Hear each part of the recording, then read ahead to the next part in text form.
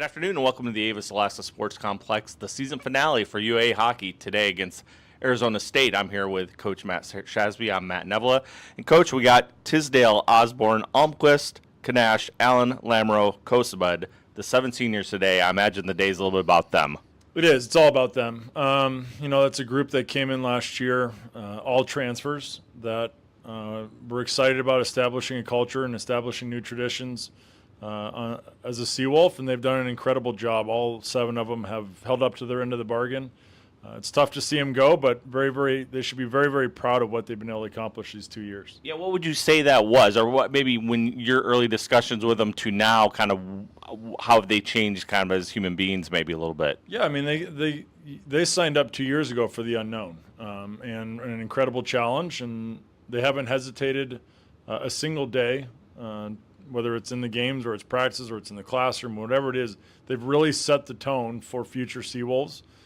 They've set the tone based on the wins and losses these last 2 years and the way that this program's trending, and we owe a lot to these 7 hockey players. You mentioned the wins and losses when I talked to you last weekend, or these last several weekends, and you've talked about kind of this stretch near the end of the season, getting to 500. You're right on the doorstep.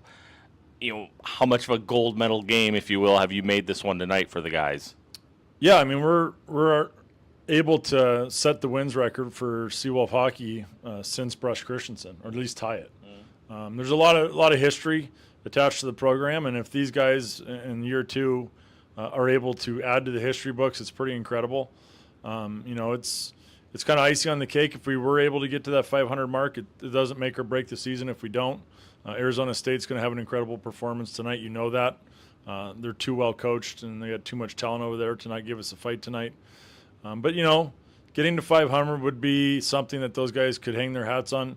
There's only one team that wins a national championship at the end of the year. Us being a 500 hockey team is pretty close. Along those lines, what allowed, what happened so this team did win 9 of its last 11 games? You go through the ringer the first half of the year, and you play the best teams in the country, and you didn't have a weekend off, and there's a ton of growth that takes place, and then you regroup and you set some goals for the second half. Your leadership really steps up. Your freshmen develop.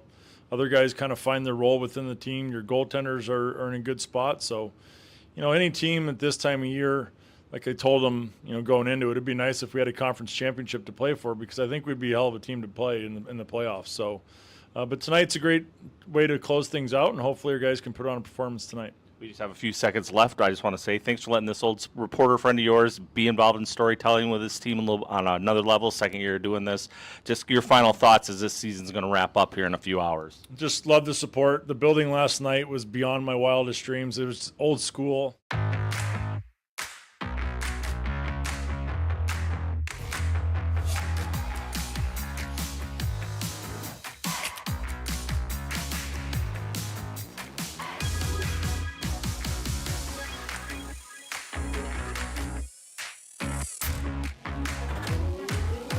Create a backyard that's out of this world. Right now, save $20 on the VGA 57 blower. Real STIHL. Find yours. Number 32 graduate student select from Wisconsin, Joey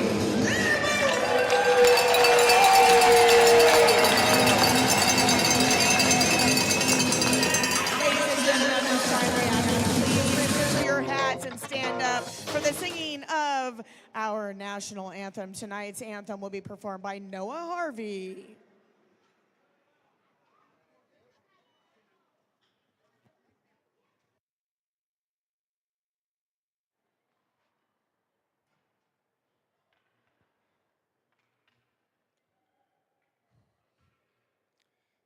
Oh, say, can you see by the dawn's early light what so proudly we held at the twilight's last gleaming, whose broad stripes and bright stars through the perilous fight o'er the ramparts we watched were so gallant streaming. In the rocket's red glare, the bombs bursting in air gave proof through the night that a flag was still there.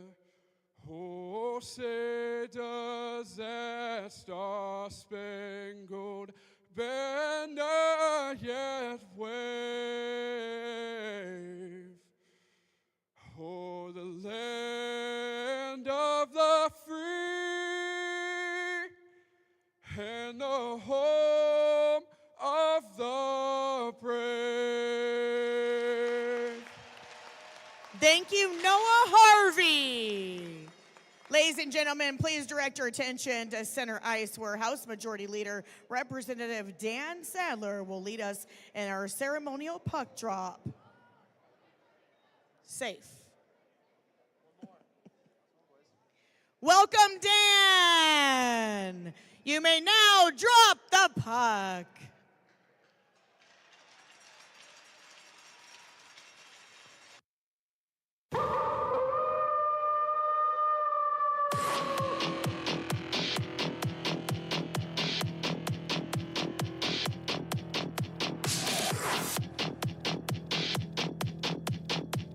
With this 2-year rebirth, the experiment thus far, I don't think it's foolhardy to say last night was the best reception that a crowd had in this game, if that makes sense. In terms of just the vibe in here was legit. Matt Shasby in our pregame chat even got a little choked up discussing it with me. So again, more of the same, likely. Teams aren't going to change their spots too much overnight, which means UA should have plenty of offensive opportunity as Arizona State, unless they find a new remedy to firm things up in their defensive zone. So I wonder tonight might be a night where UA's just got to outscore. Obviously, that's the name of the game, but I got a feeling the ASU is going to bring something a little more than it brought last night as well. Yeah. I wouldn't expect to see UA outshoot them 40-17 like last night. And I think Arizona State's probably going to be a little angry knowing that by losing last night, any chance they had at moving on to the NCAAs was pretty well out the window after that.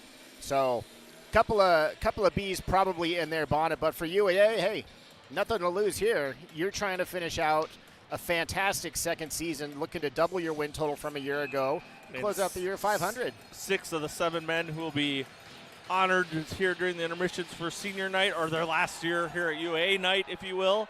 Some of them are listed as juniors. I'm not sure about that, but all on the ice right now. So Matt changing up the starting lineup to accommodate a commemorative moment for these 6 gentlemen: Kosebud, Osborne, Almquist, Tisdale, Allen, and Lamoureux. Osborne had it, hands it off to Kosebud, up to Allen, who gets it through the neutral zone. Tisdale trying to pressure, but coming back the other way is Tabakin for ASU. Backhanded into the UAA end, and Brett Bamber will pick it up. Pass ahead goes to Connor Cole in the lineup tonight. And it's back to Van Dam at the point. Throws it down low, back to Van Dam once again. Van Dam gives off, sends it behind the goal line, or under the goal line, I should say. Matt Johnson down there in the corner with Cole trying to dig that puck out. It finally does come out, but it was on the stick of Charlie Shane. Deep into the Seawolf zone it rolls. Shot and a goal early on for the Sun Devils. Ty Murchison. No, that was Lucas Sillinger. Yep, making with a little move the from goal. in close. Little wraparound from his right to his left, tuck it in. Goal number 9 for Lucas Sillinger, adds to his total for the most in a regular season by a ASU Sun Devil. Last night, UAA scored right away. Tonight, it's the Sun Devils' turn. Like last night, ASU scored on their first shot of the game tonight. See if UAA can do the same like they did last night. Puck now in the Sun Devil zone. Porter Shackle keeping it alive. Gets it to Matt Allen. Allen curls one in front for Kanash.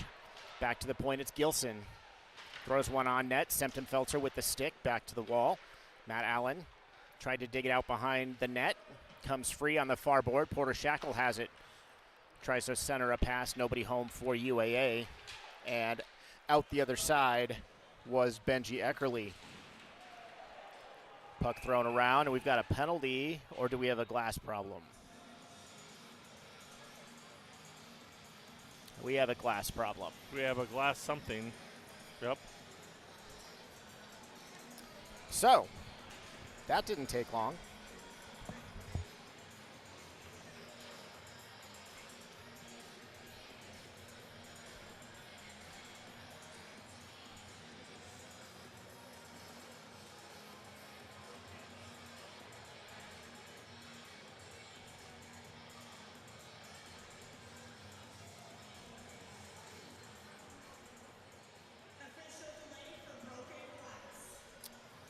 All right. Well, with that, I am going to continue writing my lineups. So it looks on Sillinger's goal there early in the contest. Give the 1 assist for now to Charlie Schoen. The 2 paired up for ASU's first goal last night, if I'm not mistaken. Or did you take a break?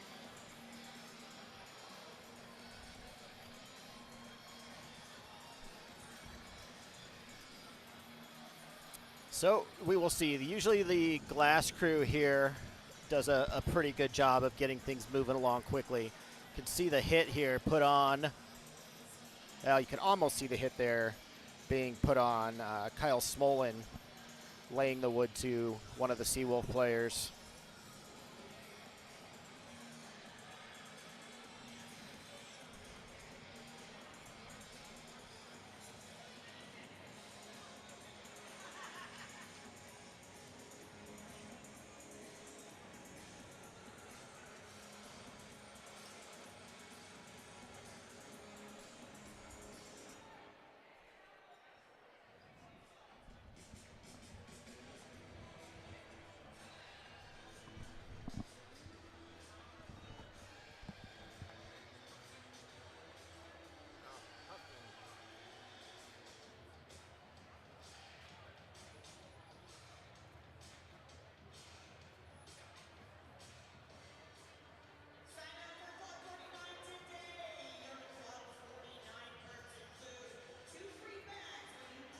To and from Alaska. 230% off travel now discounts annually, exclusive weekly fare sales, and freight for less.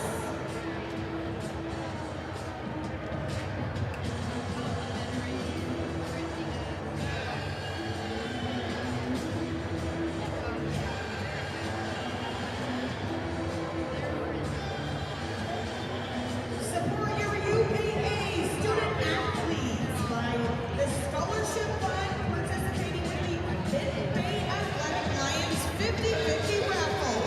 Raffle tickets are on sale now. 1 for $1, 6 for $5, or 13 for $10.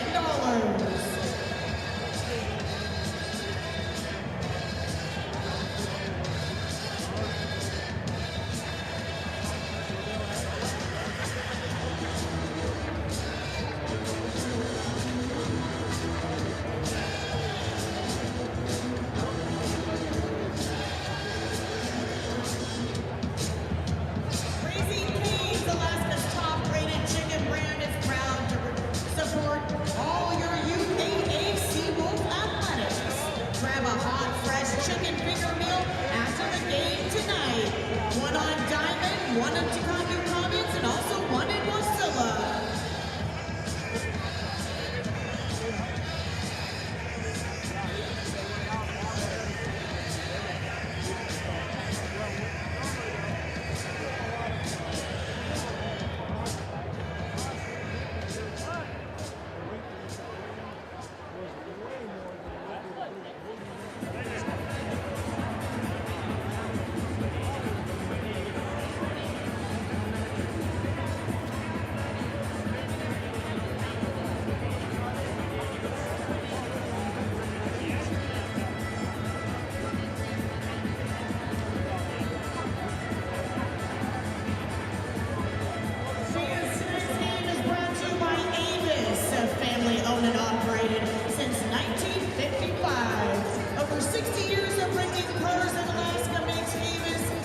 Experience Car Rental Company, you can choose.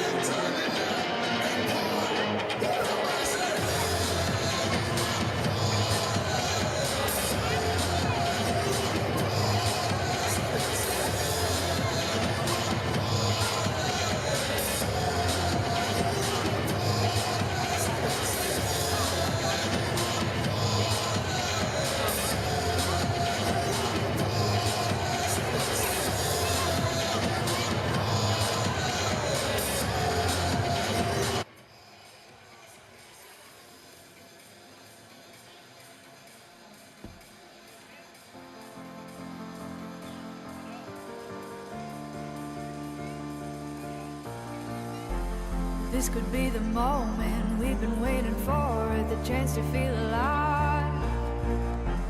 Nothing's gonna stop us, nothing's gonna top this, nothing like we've ever seen. And I raise my hands to the sky, what a feeling. 'Cause I feel like dancing high, got a feeling, time to feel it. This is where it all begins.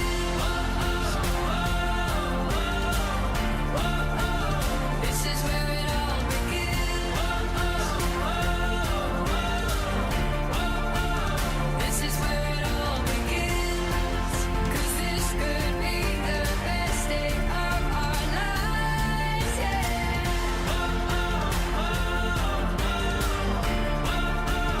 This is where it all begins.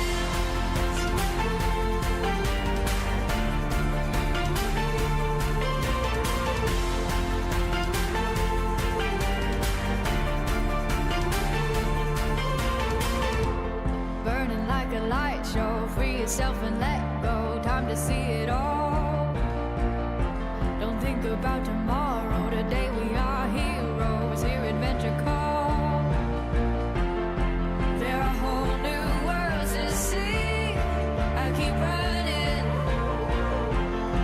and my feet keep lifting me,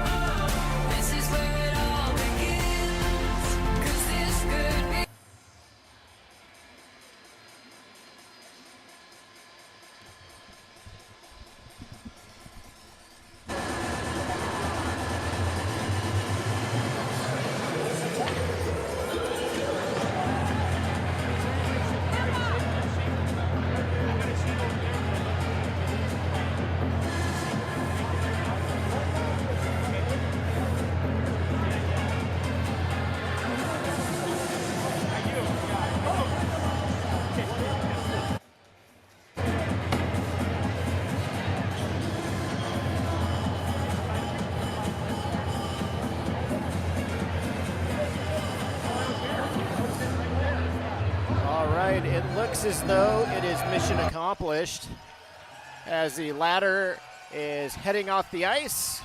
And let's get back to what we were doing, and that was playing hockey. So, what has happened so far in the first minute 46? We've had one shot on goal, one goal, and one glass problem. But hustle all around, so now we're back with first Man. period fun. Off the draw, it's pulled back by the Sun Devils. Niedermeyer fires it in high and wide.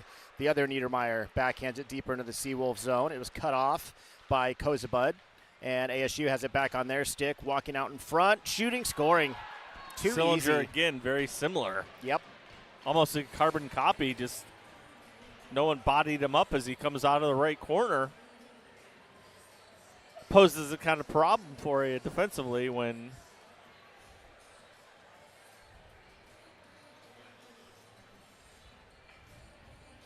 So, 2 shots on the game now for Lucas Sillinger and the Sun Devils, and it's 2-0.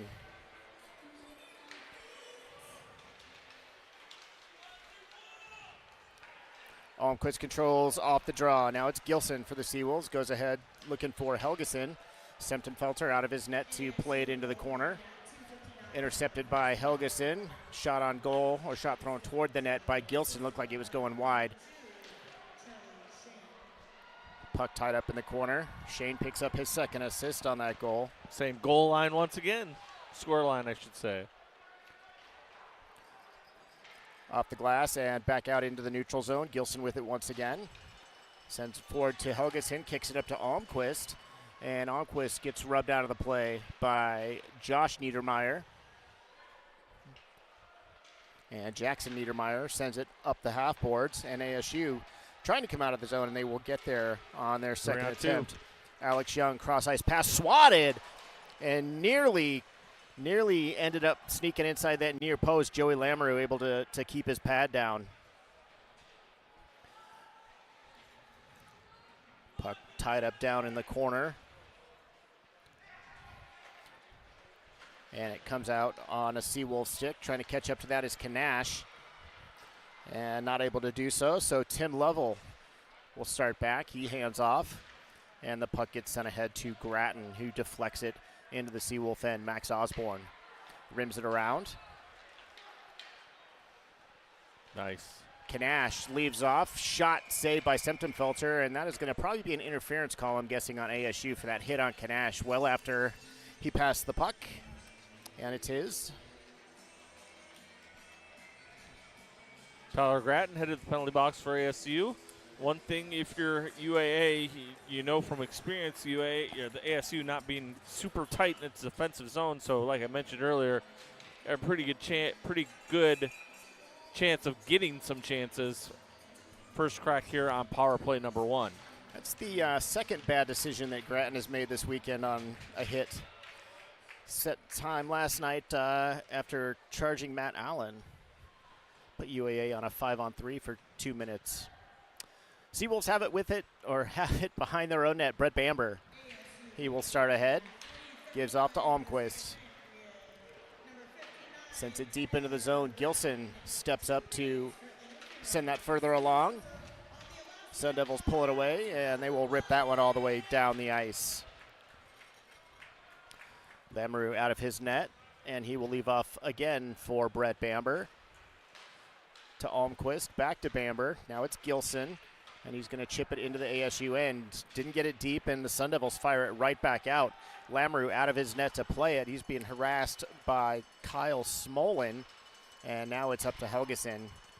He chips it in. Semtenfelter out of his net. He'll play it off for Josh Niedermeyer. Niedermeyer trying to come out of the corner. Instead, Davis Gockler intercepts at the point. Back to Gockler. Now it's Helgeson. Shot or pass down low. Riley Thompson couldn't get it from the backhand of the forehand and get it on net. And the Sun Devils able to clear that out. Former Sun Devil Carson Kozabud carries on. Weston across the blue line. Gets around Niedermeyer. Rims it around to Connor Cole. Back to Gockler at the right point. Gives off to Kozabud. Turn feed to him. Now it's Gockler once again. Connor Cole back to Gockler. Shot! And that went high and wide, looking to go high blocker on Semptimphelter. Just not quite accurate. Semptimphelter, obviously the Sun Devils' workhorse goaltender, appearing in his,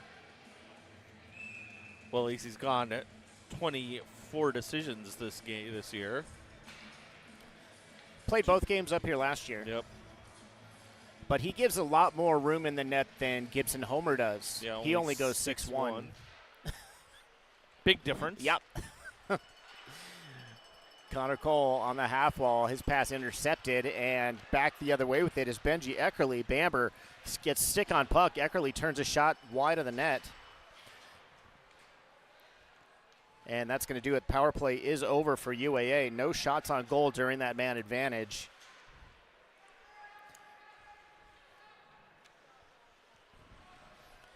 And it's Bamber waiting for line changes to finish in front of him.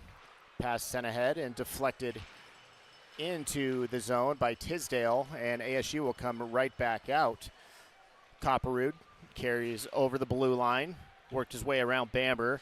Gunnar Van Dam steps in, sends the puck to Connor Merritt.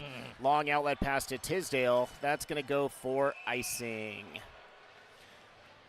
Jackson Niedermeyer had the better angle than Tisdale had, so that's going to bring it all the way back down to the UAA end. Still in the early stages, but probably the one thing you didn't factor in was UA coming in completely flat, and that's kind of what we're seeing thus far, kind of listless at this point, but anything could change.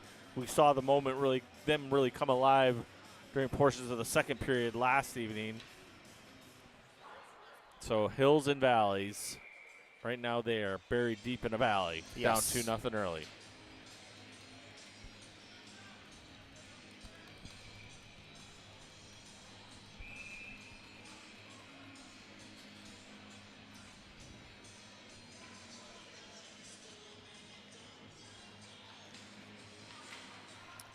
Off the draw, it's back to the point. Tabakin throws one towards the net, goes high and wide.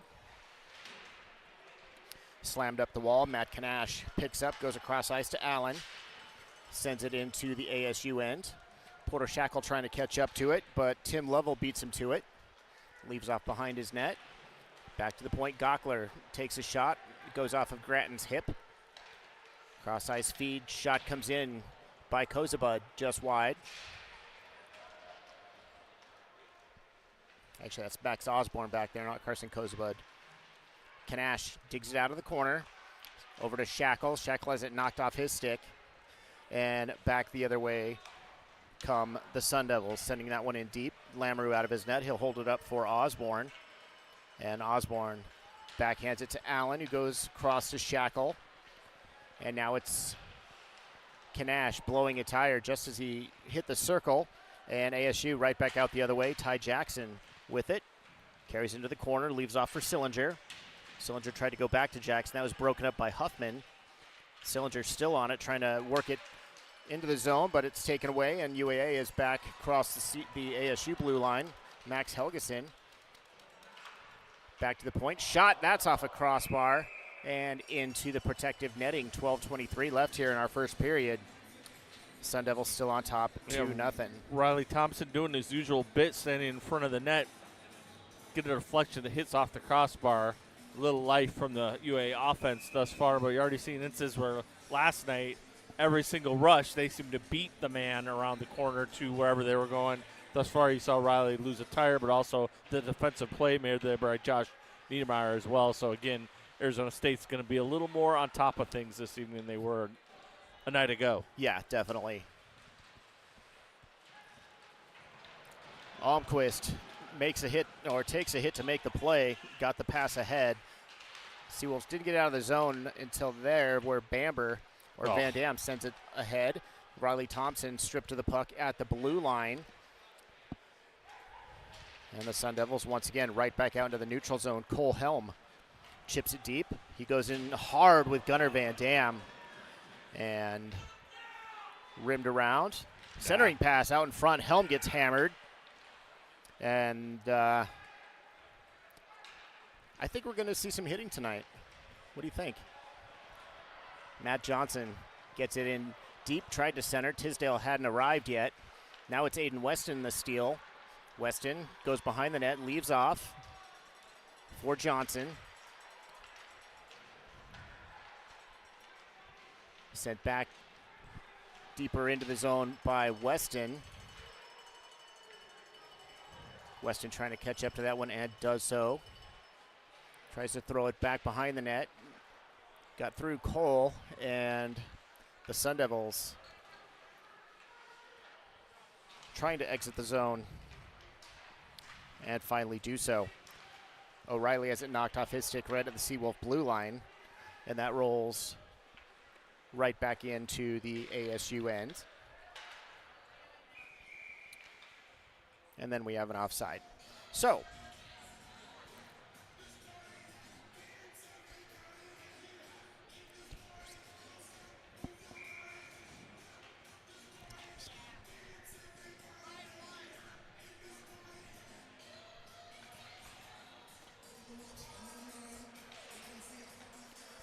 and off the draw, puck sent in deep to the Seawolf zone.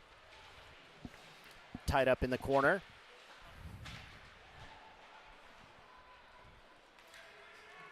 Back up the half wall. Josh Niedermeyer stepped into over there. Rolls back to the point. Shot taken. Save made by Lamoureux. That was Grattan with that shot. Got some hurt feelings in front. Copperud.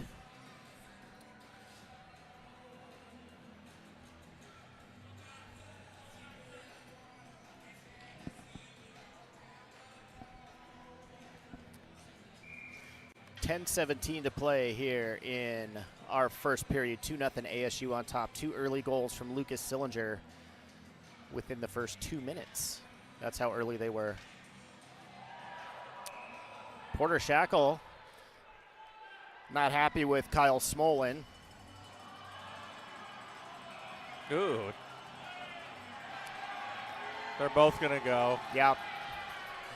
Well, if you remember a couple of weeks ago, ASU has a little bit of a history with some hot-headedness, shall we say, with their game up in Fairbanks.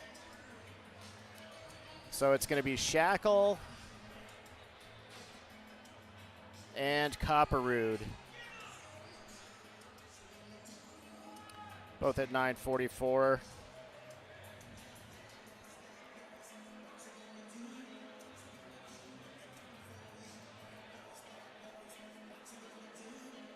Greg Powers responding by changing up the line, bringing back out Jackson and Sillinger as the forwards. So we're going to play 4-on-4 for a few minutes. Puck turned deep into the Seawolf zone. Ty Jackson has it. He gets tied up by Gilson. And there's a scrum of 5 still trying to dig that puck free. Finally, it does come out. William Gilson ends up with it. Pulls up behind his own net. Gives off to Matt Allen, who fumbled that pass. He was able to gather it back in, and we're going to have a penalty now on Gilson. I stick on Gilson for reacting to Jackson. The puck was gone, and Gilson's getting a 10 as well. Said the magic words. This game is already off to a far different and interesting start as we are headed to our media timeout. 9:52 remaining in the first period. Your score, ASU 2, UAA 0. We'll be right back after this.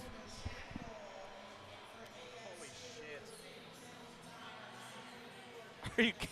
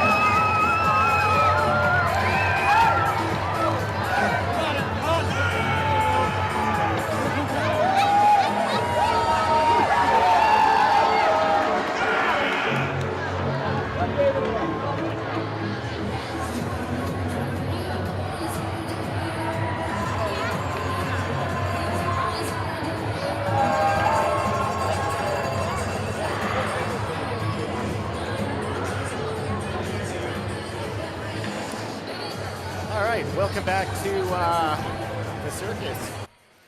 9:52 to play in the first. 2-0 Arizona State. We're skating 4-on-3 now for the next minute 36 as Shackle and Copperrood had matching minors for not being nice to each other. And then William Gilson took 2 for high sticking, and then he hurt the official's feelings, and he got an extra 10. So that's where we're at. Puck sent down the ice off the draw. Tim Lovell carries ahead. Drops off to Ty Jackson for the slingshot. Jackson hits the blue line with speed. Pulls up. Back to Lovell. Now it's Sillinger. Him and Lovell switch places.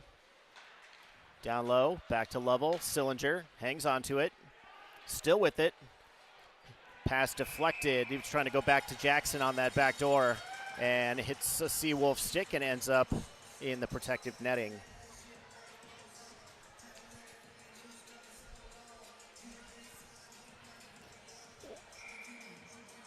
Before we were filming the interview with Shaz earlier, he talked about how ASU is a team that kind of relies heavily or builds its whole game around getting on the power play.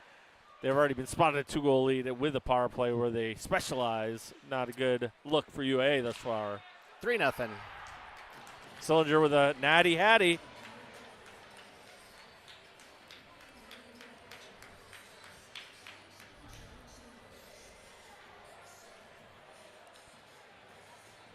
What now becomes part of the program where, yes, obviously UA wants to fight back, but also where any bad blood between anyone could come to the surface. Could definitely spark a fire.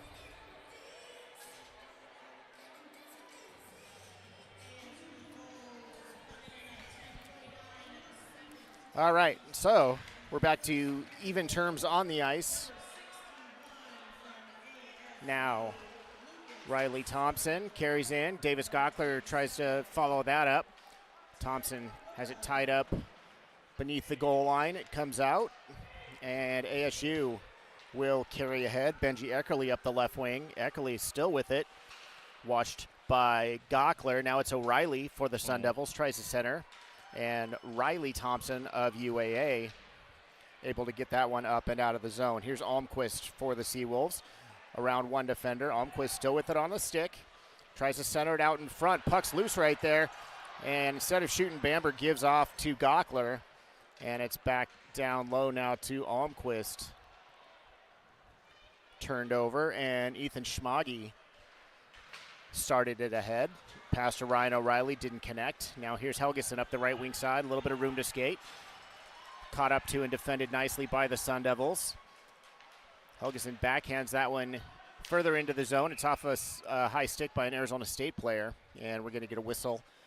And we'll have a face-off coming up in the ASU zone with 8:05 left here in period number 1. Saw that life that was in the building last night? Not here now. No. For obvious reasons. And let's see, Porter Shackle and Copperrood should both be out of the penalty box now. The only one still in there is Gilson serving his 10. So.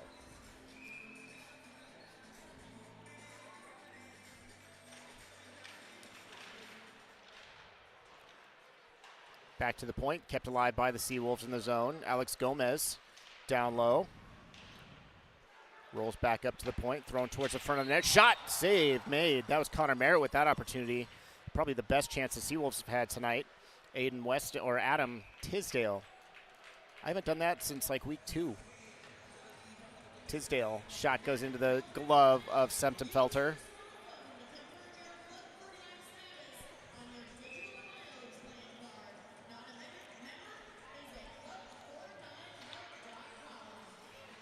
Off the draw, Kanash pushes it back towards Bamber. Bamber has to chip it back in the zone as he was being closed on quickly by Copperrood. Now it's Grattan up the left wing. Grattan bodied off nicely by Bamber. Seawolves trying to come out of the zone and able to do so. Almquist gets it ahead, walking in, shots by Matt Allen as Kanash tried to squeeze that one through to Allen. Now we've got all kinds of hurt feelings. Shackle's involved, so he's going to probably sit for 2 more.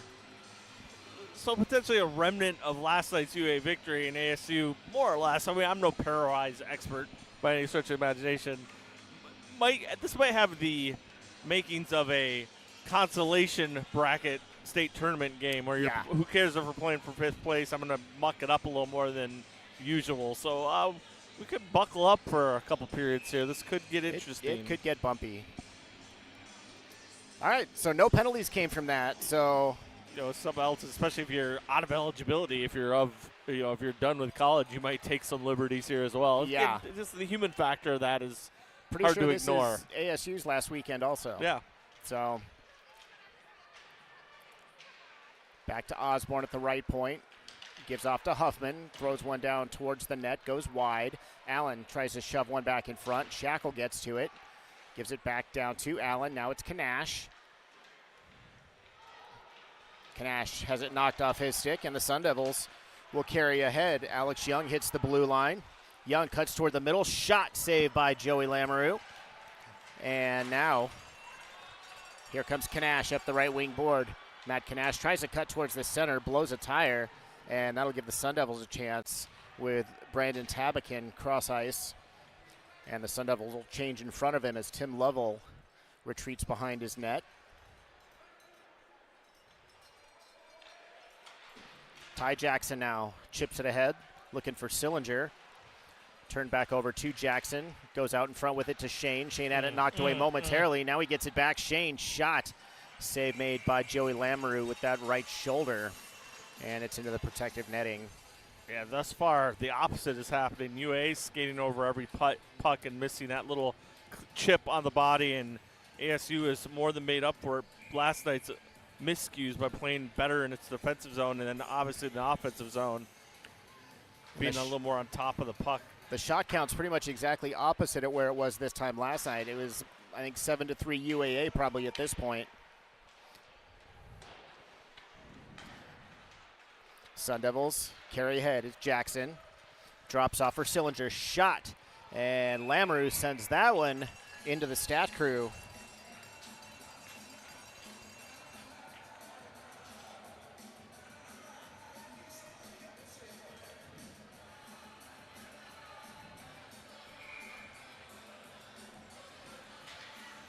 Face off to the right of the Seawolf cage. Ty Jackson pushes it forward. Bamber steps up to tie that up on the wall, and it'll be carried out by Almquist.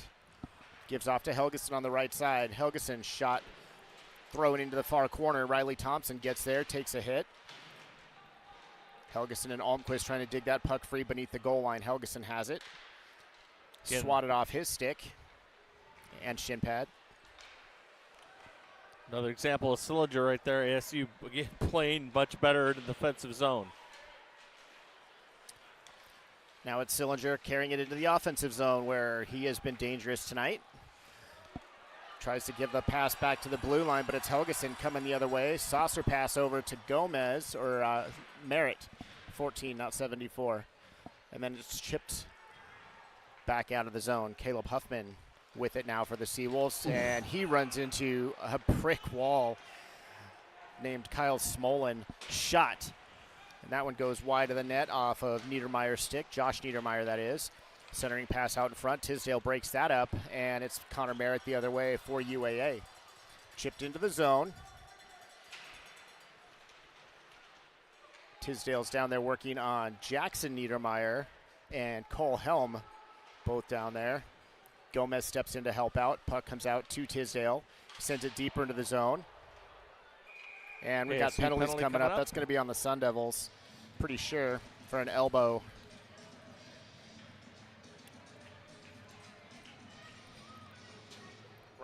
Ryan O'Reilly, the Detroit Red Wings draft prospect, goes to the penalty box for the elbow. Elbow to the head.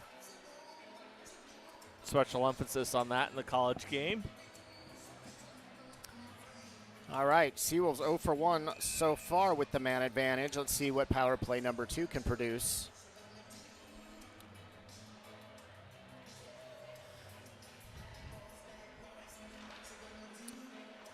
Off the draw, it's back to the point to Bamber. Goes down to Almquist on the wall. Almquist is cut off down there, and the Sun Devils will escape to the neutral zone. Carrying it ahead is Copperroot. He gets knocked off the puck. Sun Devils, though, Grattan has it back beneath the goal line. Squares free to Almquist, who will start ahead once again for UAA. Gunnar Van Dam up the right wing side. Has it poked off his stick at the blue line. And Grattan will send it deep into the Seawolf zone and go for a change. Bamber to Almquist. Almquist hits the blue line. Cross corner dump into Helgeson. Tried to go back to Riley Thompson. Puck got through him, and it's Bamber at the left point. Now it's Van Dam to Helgeson. Cross ice, he goes with it to Bamber. Van Dam once again. Helgeson. Down low to Thompson. Almquist had the opportunity, or make that Bamber had the opportunity. He had snuck in from the point and was replaced back at the point by Almquist.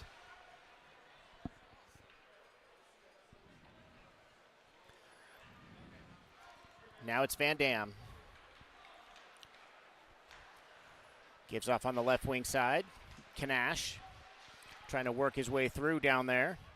Davis Gockler pinching in deep, trying to help out. Puck comes out to Matt Allen, gets through him.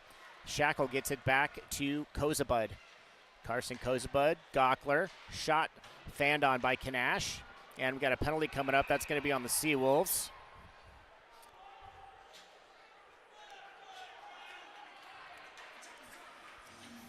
And that comes at 17:15. Interference on the goalie?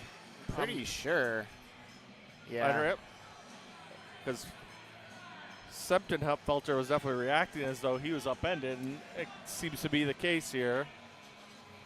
Oh, and plus a 10 it looked like as well.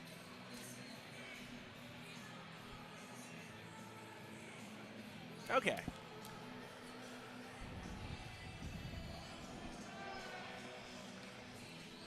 Well, if Shackle took a 10, that's okay, because Gilson, I think, should be out by now. All the words that you've had pent up for 4.5 months, you're letting them out now here in the final game of the year. Yeah. I mean, I do that. I get suspended. See your Connor Merritt talk to the officials right now. Connor Merritt and Jared White made their way over to the Anchorage Legislative roundtable or session that they had earlier today, and I was told through friends that they made a very impassioned, not plea so much, but thanked the Alaska Legislature and the state of Alaska for helping this program come back. And I was told both Connor and Jared were just really knocked it out of the park with the little speech they made, and was appreciated by a bunch of the people that were present. So in this ever-evolving adventure that this program is on, along with UAF, and trying to Fans watching at home just got a chance to see the penalty on Porter Shackle, and it was. He was in the blue ice. He was in the blue ice, yeah, but we can figure out the rest on your own. I think there was a sniper.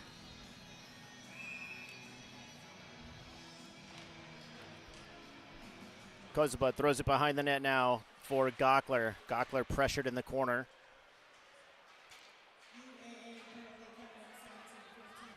Ty Jackson with it, gives off to Lovell. Down low to Sillinger, centering out to Jackson. His shot is blocked, and it's Kozabud.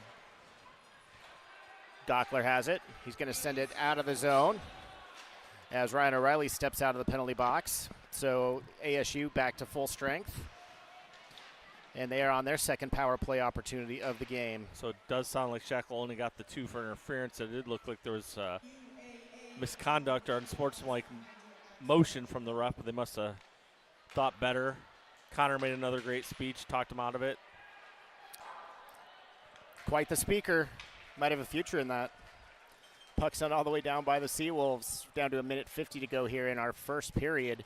1:02 left on Shackle's interference minor. Turnover at the neutral zone, and it's backhanded right back in by Almquist. That's the kind of stuff we saw a lot of last night from the ASU side. Not so much so tonight. They've been a lot more crisp. Back into the zone. Copperwood takes a slash, but works his way through it and then fumbles the puck back out to the neutral zone. There you go. And there's a penalty on Almquist. They're going to call a cross check. Head scratcher there, David, because 30 seconds ago, Almquist had a chance to lay a little hip into Copperwood, bypass that opportunity, instead goes to the neutral zone and goes for a little beheading job So UA losing its cool right now, which we haven't seen a lot of over the course of the season. And that'll be 5-on-3 now for 32 seconds for ASU. Where the Sun Devils thrive. So again, I mean, the penalty kill to that point, it looked pretty good. But yeah, like you said, it was not a good penalty to take at all by Almquist. Off the draw, it's pulled back by Helgeson. Bamber sends it around, kept in by Lovell. Helgeson tries to chop that out of the zone, ends up just chopping Lovell's stick out of his hands. Tied up on that near side wall now. Comes back to the point. Lovell has it. He's going to skate it in. And circle back. Gives it back up high to Sillinger. Down low, it's Copperrood. Back to Sillinger. We are under a minute here in the first period. Shot by Shane. Save made by Lamoureux. Back to Sillinger. Copperrood scored. you know, if you want to call it a penalty, or excuse me, a power play clinic, I think that's what we're saying there. Is Copperrood and Sillinger reacted to that pass play as though they were the only two on the ice.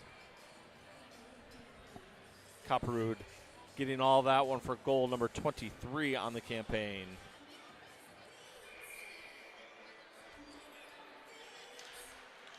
Goal coming at 19-18, second power play goal of the night for the Sun Devils, and we are back to five-a-side.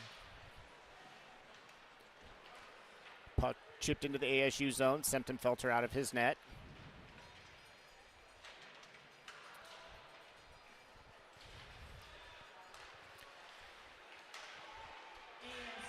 And we're going to have a penalty here on the Sun Devils.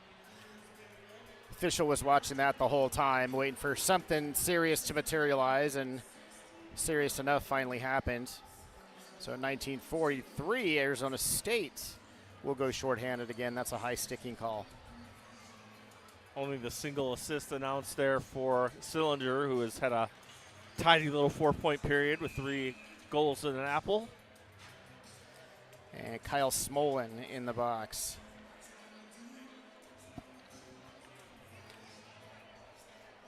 So 17 seconds left here in the first period. Seawolves control, it's Van Dam. Across to Bamber, to Almquist. Pass across to Helgeson, gets through his stick. 2 seconds left, Van Dam with it. Shot saved by Sempton-Felter, and that is the end. Thank goodness of the first period. That was terrible. Pulling a little Bob Uecker action from Major League there. Yeah, if I could and actually. That'll do it for Kellner. Thank God. It's not the best color man in the business for nothing, folks. Marty. I'm Marty over here. Well, let's hope for something more encouraging if you're wearing white, gold, and green come the second period, because that was a little tough. Oh, yeah. Definitely was. All right. We're going to throw it downstairs for the senior night activities. We'll be back in a little bit.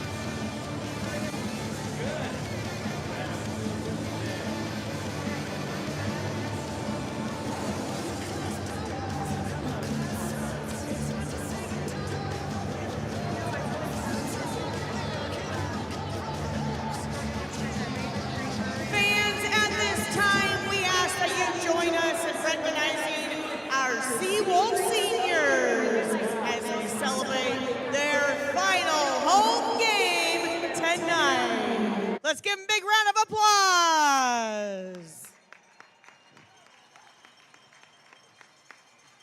Your first senior tonight, Max Osborne.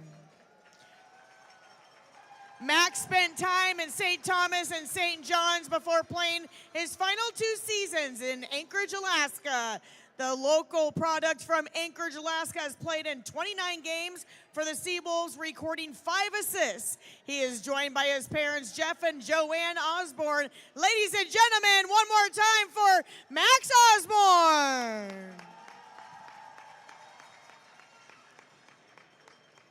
Our next senior hails from Moorhead, Minnesota. After starting his career at Arizona State, he transferred to Anchorage, Alaska, where he is a regular on the blue line. He has scored 2 goals and 13 assists for 15 points in his 68 career games, including a season-high 2 assists against Stonehill. He is joined by his parents, Sarah and John Kosobud. Ladies and gentlemen, Carson Kosoba.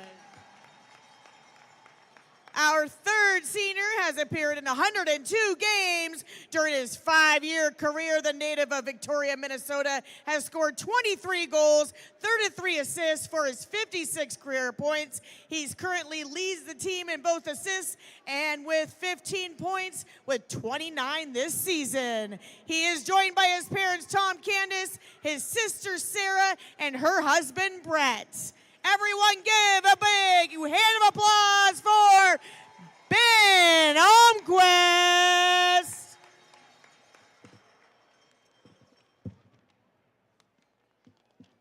Our fourth senior has played 2 seasons for the Seawolves after starting his career at Mass Lowell. This native of Edmonton, Alberta, has scored 2 goals and 5 assists for 7 points in 38 career games, including 2 assists last week against Stonehill. He is accompanied by his parents, Michael Kanash and Cynthia Zutter. Ladies and gentlemen, Matt Kanash. Our fifth senior hails from Minsko, Oklahoma. He started his career at UMass Lowell, where he spent 2 seasons before transferring to UAA. He has appeared in 63 games, scoring 14 goals and 17 assists during his career, including a season-high 2 points in Lindenwood. He is accompanied by his father, Jeffrey Allen. Ladies and gentlemen, Matt Allen. Our next senior started his career at Clarkson before playing in Sacred Heart and finally spending his final 2 seasons in Anchorage, Alaska. The native of Alberta has played 132 career games, scoring 14 goals and 23 assists for 37 points. He scored a season-high 2 goals and 1 assist at Penn State. He is joined by his parents, Kate and Greg Tisdale. Ladies and gentlemen, Adam Tisdale.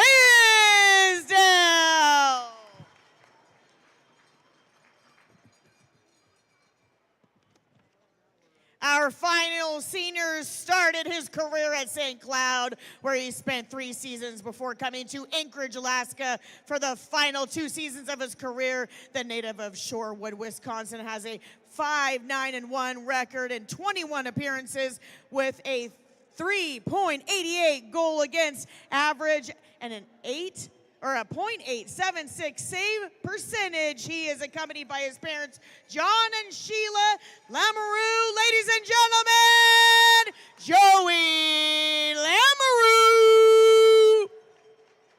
Ladies and gentlemen, let's have one more round of applause for our UAA seniors.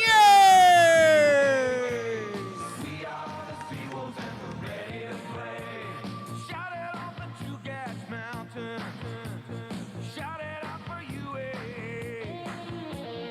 Come on out for the party, 'cause the Seawolves have a game to play. There's something about the Seawolves.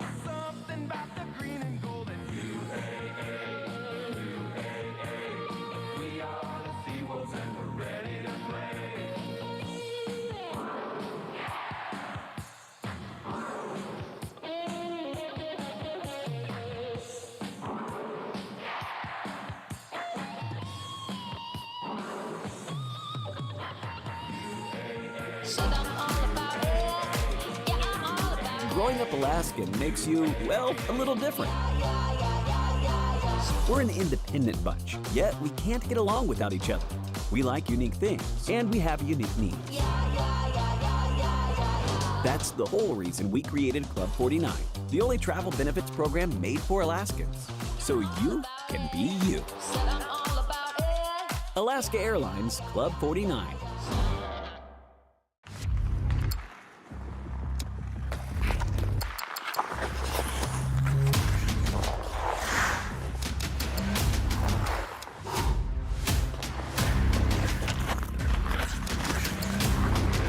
One in 5 Americans deal with mental health conditions every year. No matter who you are, it's okay to ask for help. So don't wait. Primera Blue Cross, always in your corner. When ConocoPhillips began working in Alaska more than a half-century ago, one of the cornerstones of our operation was to provide real assistance for the institutions that help our state thrive. And today, as Alaska's leader in responsible resource development, ConocoPhillips Alaska is proud to continue the support for the University of Alaska Foundation and Alaska's scholars that we began in 1979. ConocoPhillips Alaska, unlocking Alaska's energy resources. I came from the mud. There's dirt on my hands. Strong like a tree. There's roots where I stand.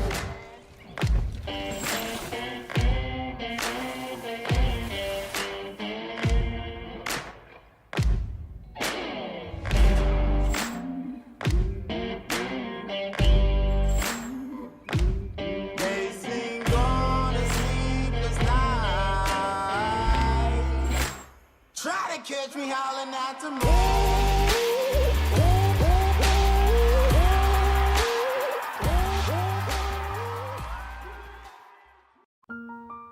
Here's to big days, new experiences, and the moments worth saving for. Alaska 529 is proud to support brighter futures for so many families. To learn about Alaska 529, its investment objectives, risks, and costs, please carefully read the plan disclosure document available at alaska529plan.com. Alaska 529. Save in Alaska, study anywhere. Don't re-roof, restore with Alaska Roof Restorations, specializing in the inspection, repair, and restoration of existing flat, low-slope, and metal roofs. Our completely seamless system seals out water and is proven to perform in Alaska's tough climate, offering a long-lasting, cost-effective, sustainable alternative to traditional re-roofing. Plus, with maintenance reapplication and our renewable warranty, your roof can last the life of the building. Contact us today for a free quote. AlaskaRoofRestorations.com. I came from the mud. There's dirt on my hands. Strong like a tree. There's roots where I stand.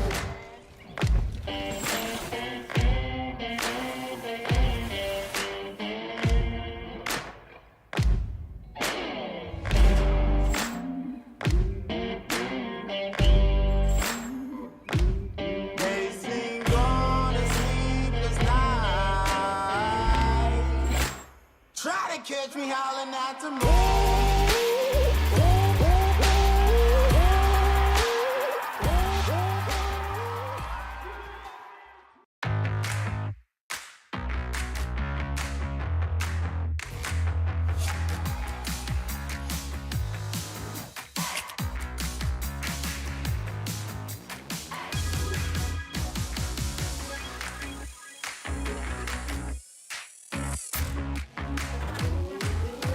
Create a backyard that's out of this world.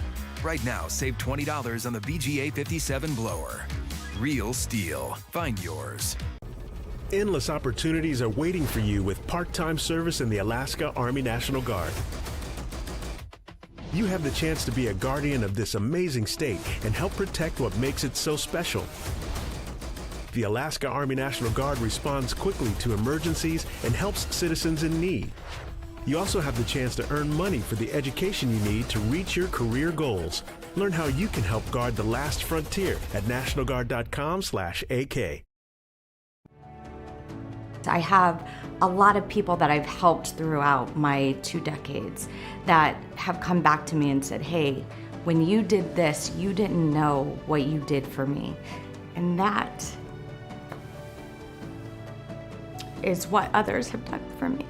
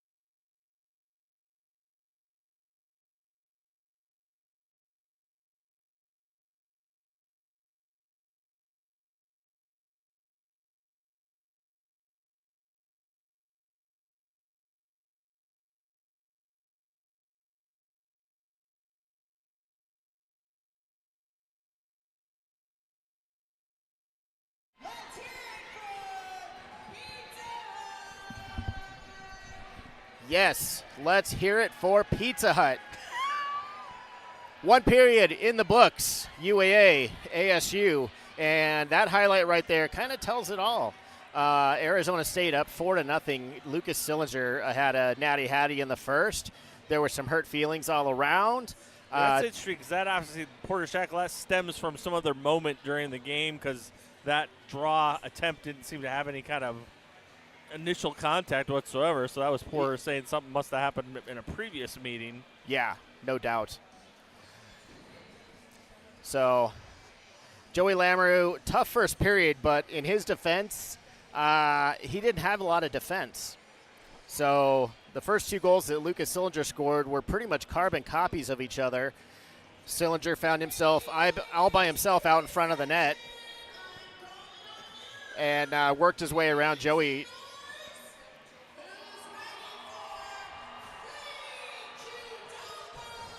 Ooh, that's even better than Pizza Hut.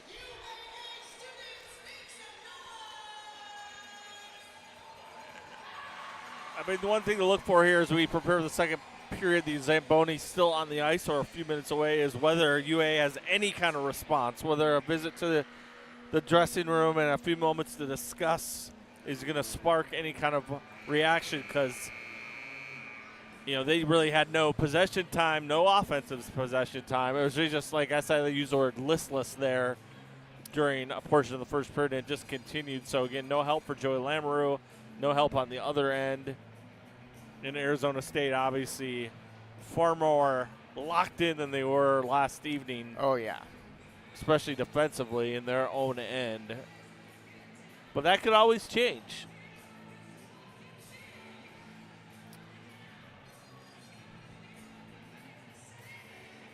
Look at those students rush to the free Qdoba.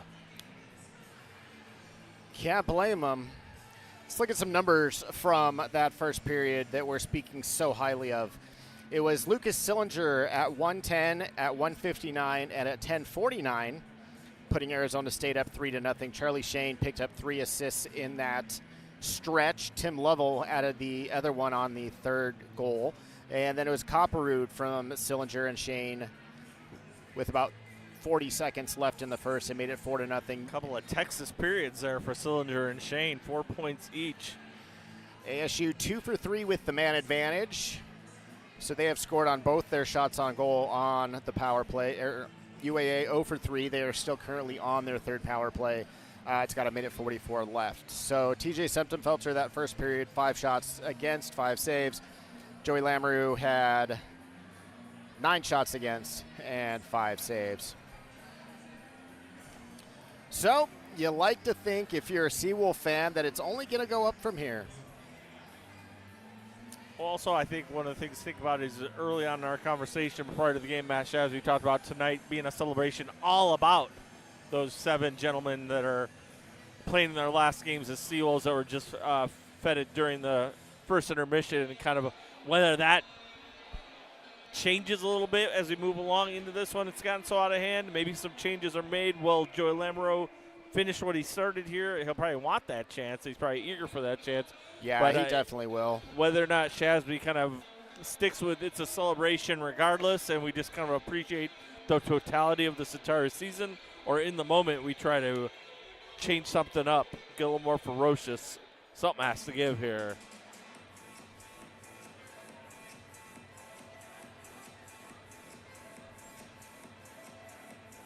As the teams should be making their way out to the ice here shortly.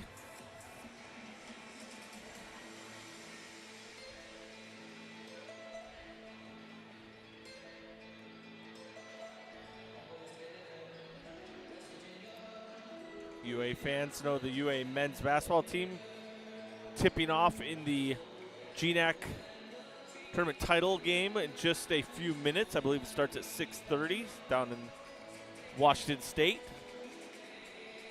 A victory tonight would award the Seals an automatic bid to the Division II National Basketball Tournament in the West Region. So a lot on the line for Rusty Osborne's team as they again tipping off in just a few minutes. Sun Devils making their way out to the ice, led by TJ Septemfelter.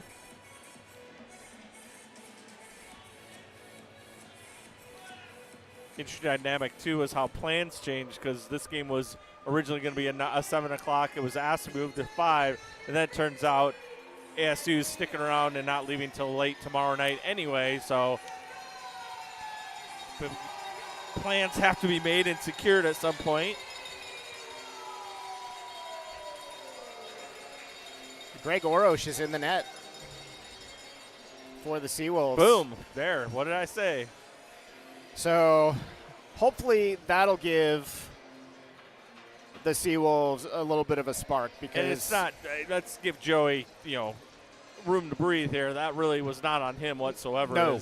Those first 2 goals, Sillinger just came out of the right corner unscathed, none touched, no defensive bodies put on him, and just wrapped around, leaving Joey Lamoureux with not much there. So he obviously would want his final collegiate performance to be a little more rewarding, but really not much fault on his part. Power play goals as well, and that is ASU's specialty.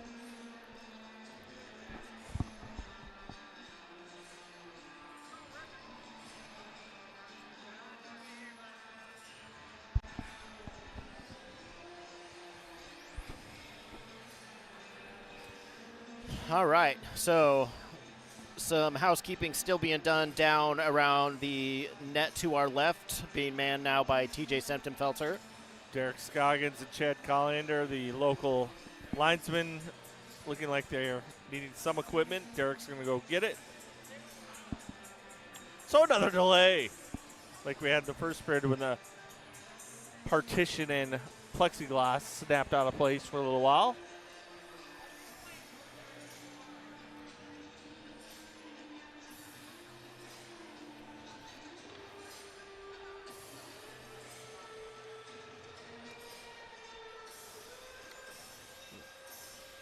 While I'm thinking of it, Anchorage hockey fans, our friends over in the NHL, the Anchorage Wolverines, playing their second of 3 games against Springfield here tonight. Tomorrow's game starts at 4 o'clock over at Benboki. You'll never guess who the guest play-by-play announcer is going to be for their webcast tomorrow afternoon. Who? Wow. Yours truly, man, will that be an adventure. Well, sticking with the Wolverines theme, I will actually be doing their play-by-play next Friday and Saturday. There you go. See, it's all the plans all working together. So, filling in for Isaac Smolden. But, man, oh, man. Old jokey man over here has to really try to learn some rosters and some play-by-play. So, wish me luck there, David Tuttle. So, they're playing the Minnesota Wilderness. Next weekend, yes. Who I have seen play last year when I was in Fairbanks for Charlotte's hockey. So I'm sure the roster's changed a little bit from one season to the next. But it'll be fun. Yep. I hate to admit I haven't gotten to go to many Wolverines games this season. It's an experience. So similar to the situation here at the home and rink, Benboki only affords for so much room to breathe, room to move. So it's a unique experience, just like the one here at the Avis Alaska Sports Complex. But like I've said repeatedly, this program here at UAA, the program over there with Keith Morris and my friend Nick Walters with the Wolverines have made the best out of the situation. Venue-wise, they made it enjoyable for the people that do come out.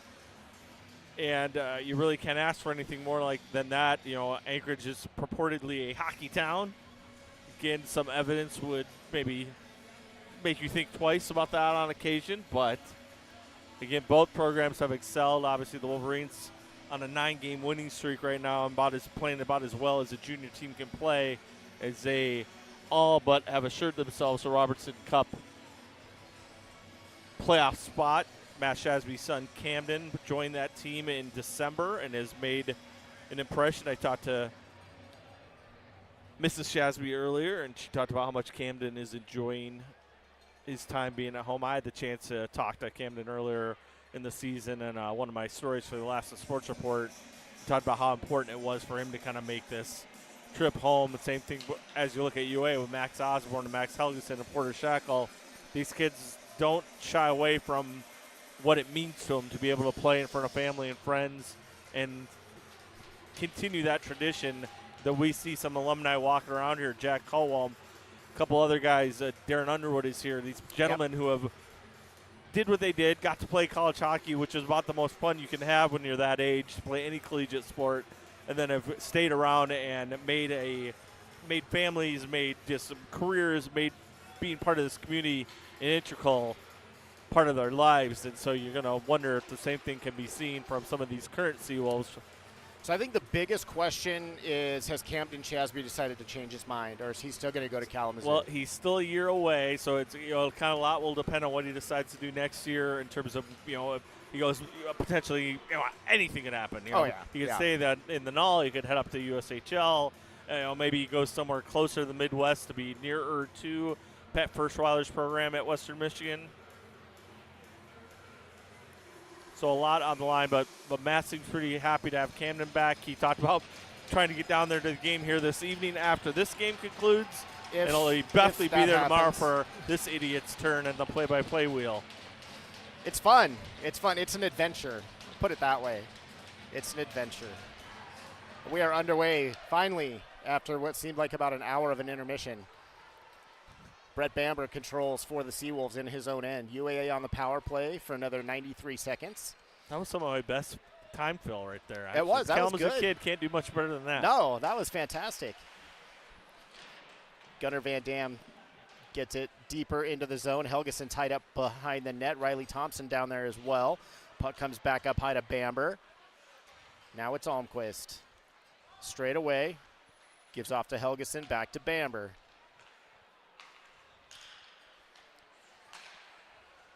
Bamber, Van Dam. Almquist was looking for the tip and just was not able to position that towards the net. Bamber couldn't quite keep that one in the zone. Sends it cross ice for his D partner, Gunnar Van Dam. Bamber has it back now as there are 45 seconds to go on the man advantage. Riley Thompson enters the zone on the left side. Centers in front. Saved by Septemfelter. Boy, that's his best of the night right there. Keeping this a 4-0 game. ASU sending it all the way down the ice. Ty Murchison doing the honors. And Greg Orosh will step out, get his first touch of the game. Orosh, the freshman from Györ, Hungary. And he has been a real bright spot for this team this year, one of many. Aiden Weston back to Carson Kozabud. Dropped off for Gockler. Gockler with it again as the penalty expires. Kozabud fumbles the puck. UAA is fighting the puck tonight. Shot saved by Septemfelter.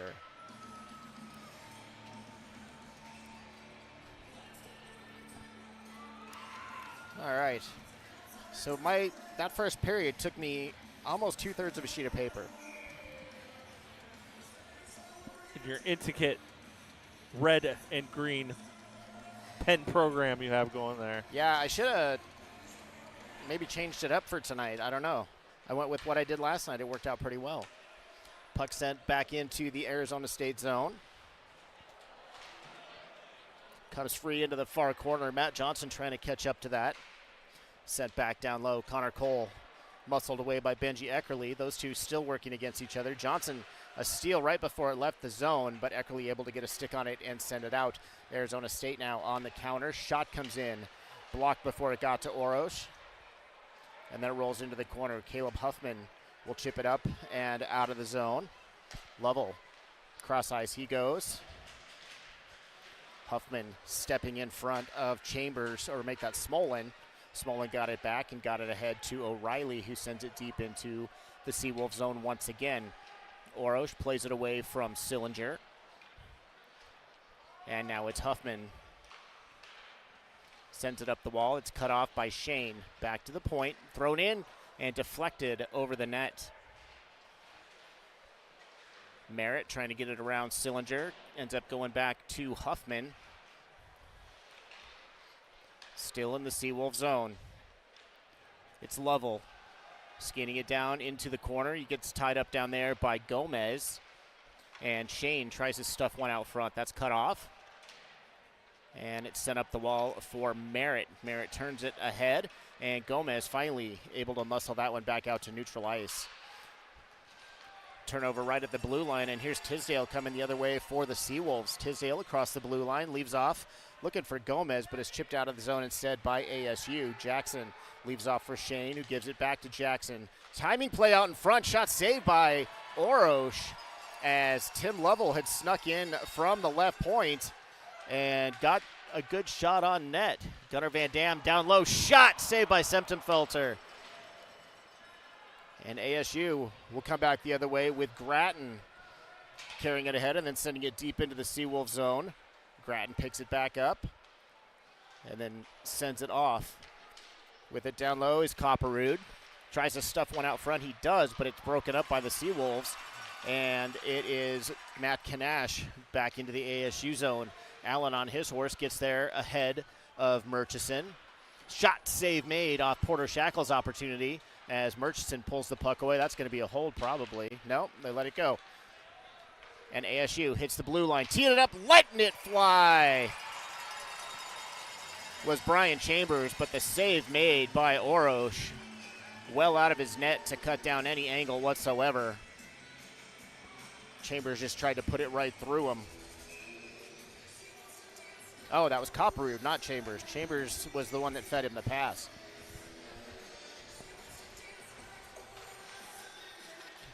Off the draw, back to the point. It's Lovell. Turns it deeper into the zone.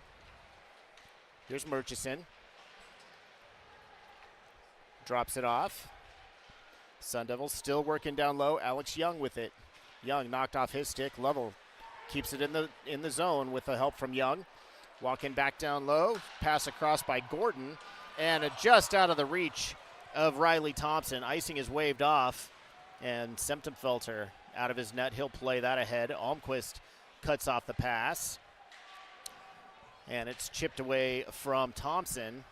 And now ASU back out into the neutral zone. Puck stolen away by the Seawolves. Weston taken down, no call made. Here's Young with it. He spins away, shot, never came off his stick. Nice poke check there by Greg Orosh.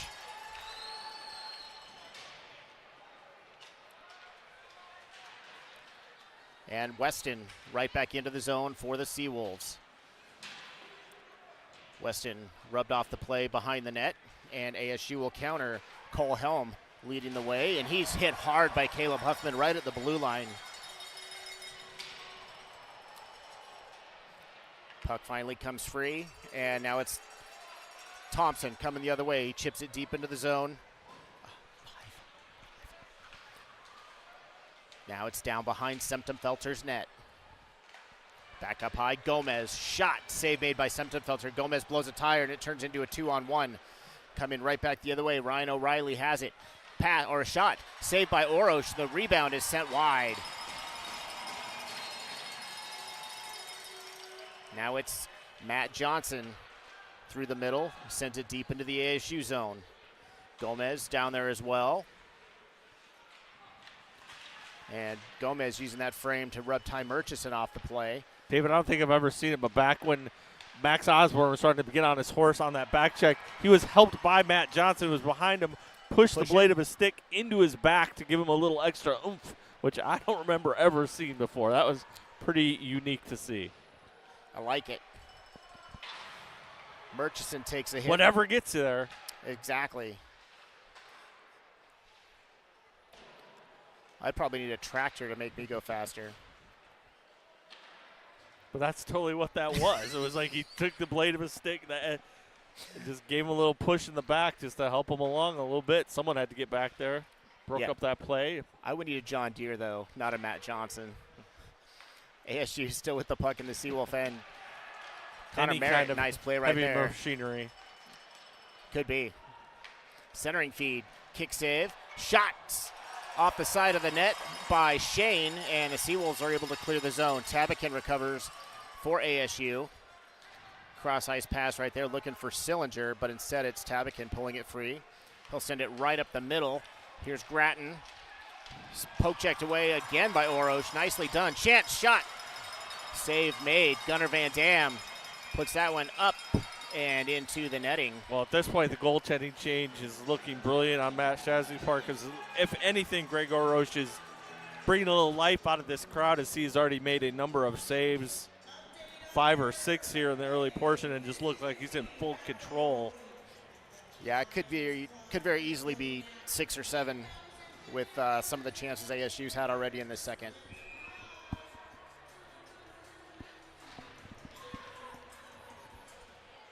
Seawolves control off the draw. Matt Kanash goes down again. Sent back to the neutral zone. Puck hits off Copperud and is back into the ASU end. Lovell plays it out. Shackle the turnover, and he scores! Porter Shackle brings some life to the crowd with his goal. An example of what we saw numerous times last evening, sloppy play from the Sun Devils in their own defensive end is exactly what happened. The puck was just kind of left there in the right circle. Porter Shackle gathers, it snaps through a little traffic from an awkward angle, not a high percentage angle, but he'll take it nonetheless. Beats Goal Semtenfelter number short side. Goal number 8 for Porter, the junior from Wasilla.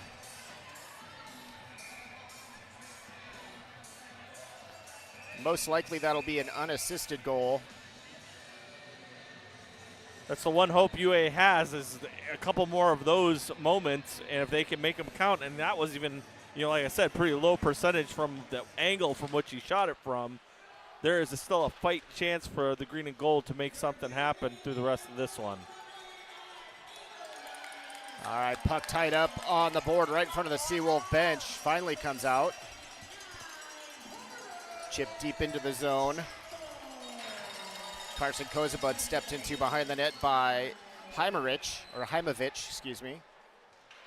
Centering pass broken up. ASU, though, maintains possession. Drop back, Niedermeyer to Niedermeyer. Jackson with the shots. deflected and missed the net. Still deep in the Seawolves zone. It's Josh Niedermeyer now. Turns, fires. And the Seawolves are able to finally get it up and out of the zone. Turning it right back in is Ty Jackson. Gockler will beat him to the puck. Filter it along. And it's back up to Riley Thompson and Almquist in the neutral zone, and we're going to get a penalty.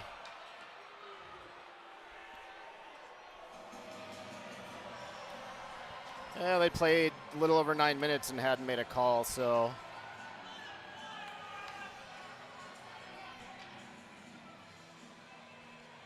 It's going to be a tripping penalty. I believe it's going to be on Thompson. Riley Thompson went to the box. Interesting. As we well know by now, the Sun Devils love them some power play time.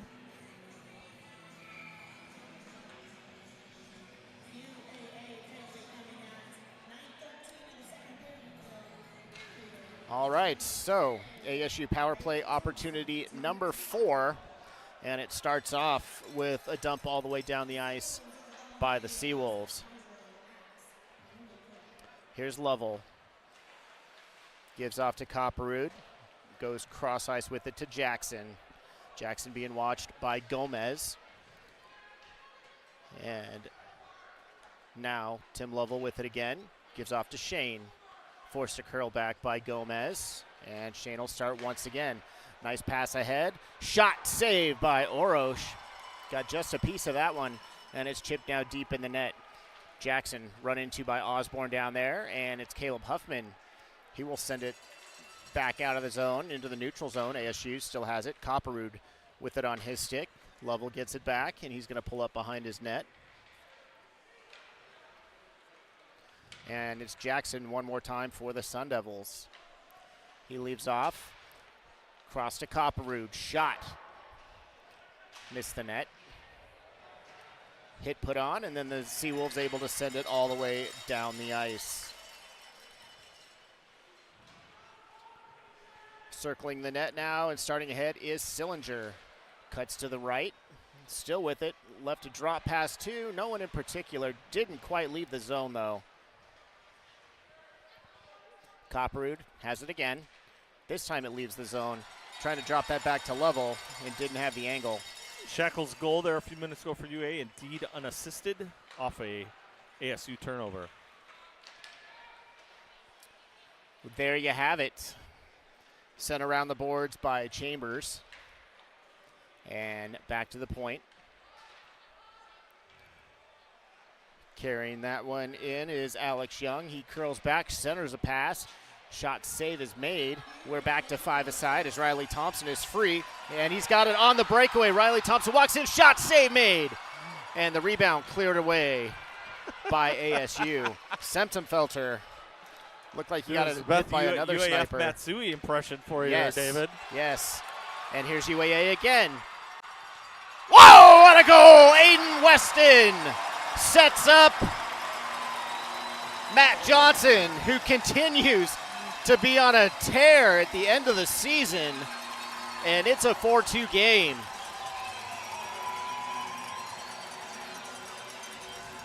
What a great pass by Weston. I think they might review this because Matt Johnson was close at the blue line, but that view right there looked like he was onside to me, but they are going to review this, or at least discuss it.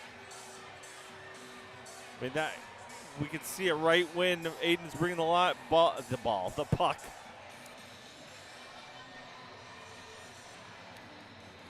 It's tight, but I don't think it's really all that tight. Got a Sun Devil going to the penalty box also. Maybe that's all they're talking about is what. I'm wondering if that's for the hit on Weston. Yeah, it was up high. Good call. So forget everything I said about the potential offsides, but it was close at the blue line. It was.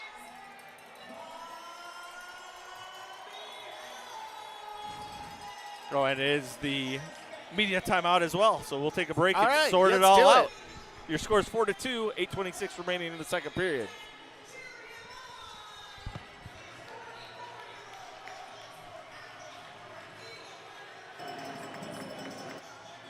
on the global map, competing at the highest level of his sport for more than 20 years. He was a two-time champion in powerlifting in the 2003 World Games in Ireland, a four-time silver medalist in powerlifting in the 2007 World Games in China, and a four-time medalist in powerlifting at the 2023 World Games in Germany. Let's hear it for Bobby Hill!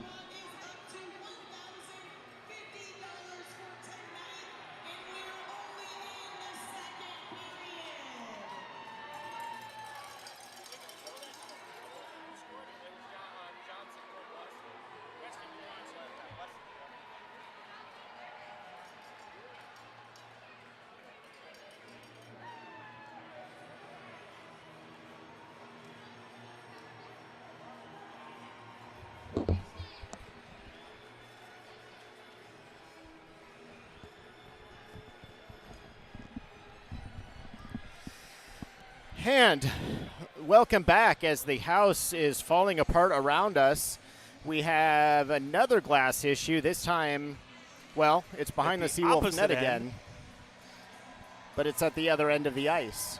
So UA is going to be awarded with that goal. Matt Johnson, his 6th of the season in his only 14th game from Aiden Weston.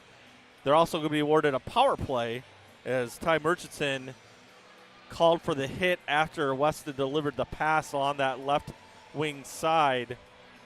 A beauty of a play. And right or wrong, UA is right back in this. Right, everything they could possibly want to have happened in these last 2 minutes has, and now I think we got something, semblance of a hockey game here to decide in a period and change. And we are going to take a break right now, so let's let the ice crew do their thing, and we'll be back shortly.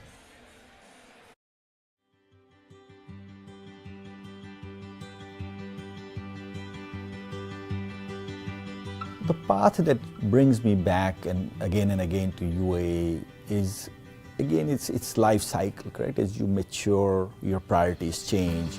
And now at this stage in my life, I realize that I need to contribute to the success of others versus just focusing on myself. To help the UAA alumni, one of the things I offer anytime I meet somebody from UAA is to connect with me. If they need help with something that I have expertise in, I'm more than willing to share. Because again, it goes back to contributing to the success of the current student base and contributing back to the university. It feels wonderful to me to donate financially to scholarships and meet the recipients of those scholarships and just know that I'm hopefully making their career through UAA just a little bit easier. I have a successful career that was based on my education at UAA, and I'd like to give back to the students. It also is just a little boost of encouragement to receive a scholarship, kind of no matter what size. It tells you that somebody's there and believes in you and you're capable of doing this, and they want to see you finish. So now that I'm reconnecting more with UAA, I'm finding a lot of value in that connection. You know, I feel like UAA did a lot for me many years ago, and now I've achieved something of myself, and I can come home and give back to some degree to the community.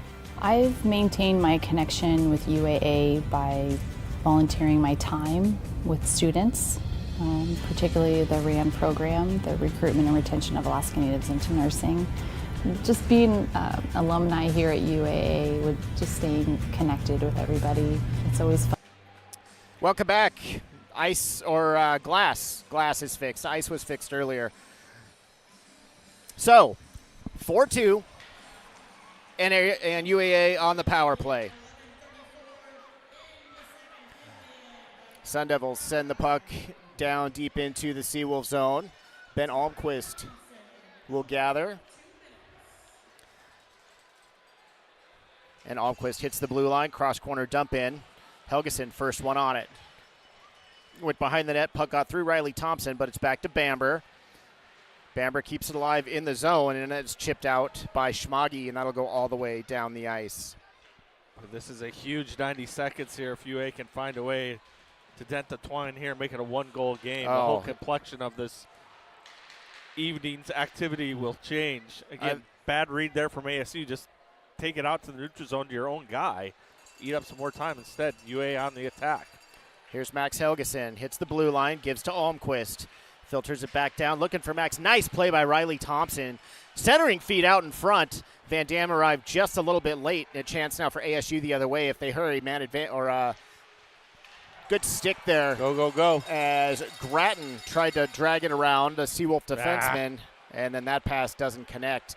And right back the other way are the Sun Devils. Into the zone, it was Schmagi. Sun Devils still pressing down there. Benji Eckerly working hard, and it's finally pulled out. And UAA can carry back to the neutral zone. Connor Cole just does get it in onside. Again, a couple Seawolves at the end of their shift cost them any kind of positive offensive chances on that power play moment there. Kozubud trying to get away from Kyle Smolin as he goes through the neutral zone. Cross the blue line. Kozubud holds on. Sends it deeper into the zone. Matt Johnson down there as well as Connor Cole. Comes out. Kozubud has it. Cross ice to Gilson. Back to Kozubud. Shot right off the hip. And that's Gockler. Gets it back down low to Cole. Power play is over. We're back to 5 aside. Puck still down low. Matt Johnson trying to dig that out.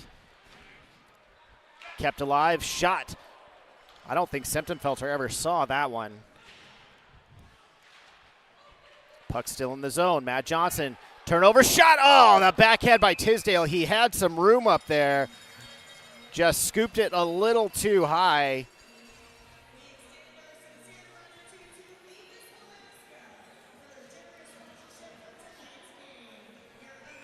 Yeah, good look there for Tisdale. Had some room high to that stick side. Just couldn't quite hit the target. You mentioned William Gilson's name. I was given information during the intermission that he also got a game misconduct when he affectionately told the referee what a hero he was. And I'm looking down on the bench, and I don't see him there, but it's not listed as a game misconduct on the score sheet. But I'm not seeing him on the bench nor on the ice. Yeah, I did misspeak. That was Davis Gockler. I wasn't getting there. I was just pointing out Gilson's hilarious hero quip, which I thoroughly enjoy. The officials need to have a little bit thicker skin sometimes. That's all I'm going to say. Especially if you don't say any of the magic words and it's just an ornery joke. If it's not completely off color, you should kind of let it go. Caleb Huffman behind his own net, looking for somewhere to go, and all he found is Sun Devils. Right back into the zone comes ASU. Tied up on that far wall, and Gomez trying to slam it out of there, can't do it. And having it knocked off his stick was Cole Helm, and here comes UAA the other way. Connor Merritt carrying. Merritt rims it around for Porter Shackle on the far side. Shackle sends it back behind the net as the crowd starts to make some noise. Here's Shane back into the Seawolf zone for ASU. Shot saved by Orosh. And then the rebound swatted off a Seawolf stick.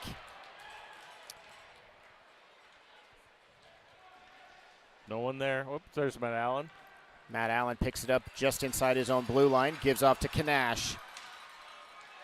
Kanash tied up and taken down. And now it's Gunnar Van Dam. Van Dam entering the zone. Tries to stuff it out front. Shot saved by Shackle, or by Semptenfelter on Shackle. Didn't look like Porter got a whole lot on that shot. But a great play there by Gunnar Van Dam. And the puck pinballed around a little bit in front of Semptenfelter. And he wasn't able to find the handle right away. And Matt Allen played till the whistle, which is all you're supposed to do every time.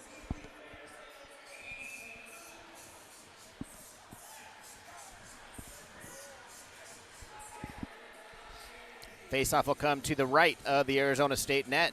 Greg Powers over on the ASU bench, clearly not pleased with something, I'm going to guess, for that last little jab that Matt Allen took. Shot by Kozabud, saved by Semtenfelter. Big rebound, kicked out in front. Max Helgeson, though, tied up as he went to get it. Puck still loose down there. Semtenfelter dove out to try to cover it. Wasn't able to do so, and then ASU's going to send that one all the way down. It's not going to go for icing, though, as Kozabud will get to it. He's being chased hard, and nice pass out of the zone. It's Helgeson. He's got Almquist and Thompson with him. Riley Thompson drops it back to Gockler. Shot thrown in, and Semtenfelter will glove that. And we'll get a whistle with 3:36 to play. Well, David, ever since that Matt Johnson goal, you've kind of, like you did in last night's second period, UAA putting on a little more of a show in its offensive end, coupled with ASU's inability to play well in its defensive end. All of a sudden, everything that you saw maybe in that second period last night, you're seeing a little taste of here this evening. Bodes well for the Seawolves. Puck rimmed up the wall and out of the zone. UAA picking it up, trying to pick it up.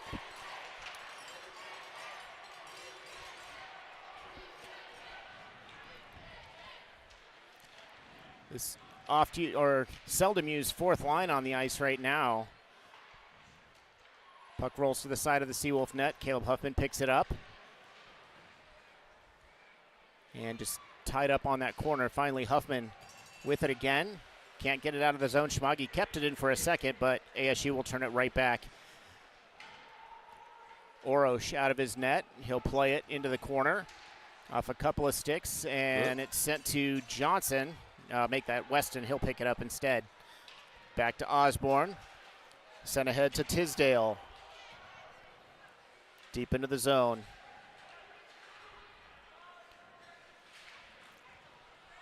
Back into the neutral zone come the Sun Devils, and across the blue line. Carrying it in is Niedermeyer. That's Jackson Niedermeyer. Shot! Orosh didn't know where it went, but it didn't go in the net, so that should be offside. Yep, it is. Grattan had not cleared the zone yet. So 2:15 left here in period number 2. And the faceoff will come right in front of the penalty boxes outside of the Seawolf zone.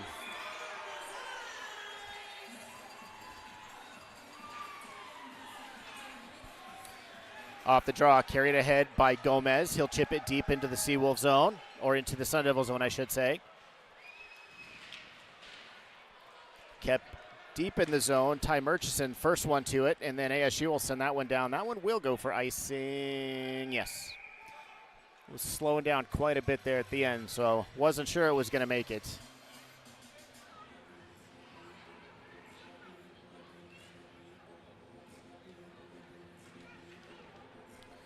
You're definitely noticing some of the ASU coaches doing what was that kind of motions to the rest of the players on the bench? You just freely ice it out of the zone for no real reason. Off the draw, Shackle sends it back to the point. Now it's Kanash. He hasn't knocked off his stick. And the Sun Devils try to carry ahead. A nice poke check, though, by Bamber. The Sun Devils are offside, so UAA is going to have a chance to carry it out. And here's Shackle. Throws it in, cross corner dump in. Matt Allen with it. Allen trying to spin free of Schmagi. Kanash backhands it ahead, off traffic, and ASU back to the neutral zone. Kozabud has it. Chipped ahead. And it's Gockler. Long cross-ice feed. Connects nicely with Allen. Allen tries to stuff that one through, but it's broken up by Tabakin. And now it's Ty Jackson. Pass eludes Sillinger, rolls into the Seawolf zone. Gockler gets to it. And Matt Allen's pass hits skates. Second opportunity. Gets it into the ASU zone. Now it's Gunnar Van Dam ahead for Thompson, leaves for Almquist. Tries to get that one through to Helgeson. Almquist was tied up. Helgeson with the steal. Max still has it, circling the net. Tried to stuff it out in front. Thompson was tied up. Helgeson has it back. Max trying to get free, gives off to Almquist. Shot saved by Semtenfelter. Puck rebounds Way up high, chopped back down by Bamber. Chance for UAA. Net is kicked off by Semptimphelter. And we're going to have a face-off with 22.7 to go in the period. And because Semptimphelter knocked it off himself, no change for ASU, similar to an icing infraction.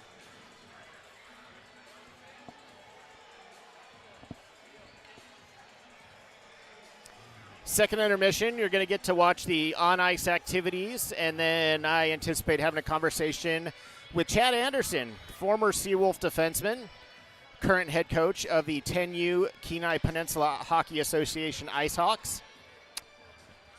And that should be a good time.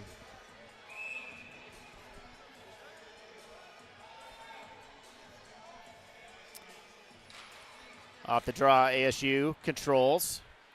Shane carries it ahead. Dumps it in wide of the net. Bamber gets to it first, leaves off for Helgeson.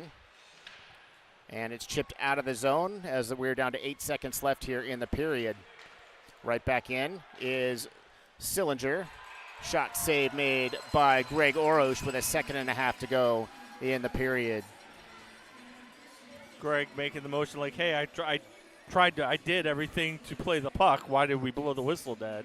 Regardless of face-off to his left with a 1.5 seconds on the clock. Off the draw, the buzzer sounds, and we are through 2 here at the Avis Alaska Sports Complex. Arizona State on top 4-2. But the game looks a heck of a lot better right now than it did after the first 20 minutes when ASU was up 4-0. So Greg Orosh, a solid second period, and the boys in front of him a much more competitive second period than they showed in the first. By simple hockey vernacular, they won the period, and that's all you can do when you're chasing a big deficit as the Seawolves were. So they win that period 2-0, and they have to be feeling a lot better about themselves when they wheel out here in the third period. They were able to find a little space, make some plays. It just overall just much improved over what we saw in period number 1. So we're going to take a break. We're going to throw it down to the ice so Lucy can do her thing with whatever game they're playing tonight. And we'll be back here in about 10 minutes or so and have a chat with Chad. Talk to you in a little bit.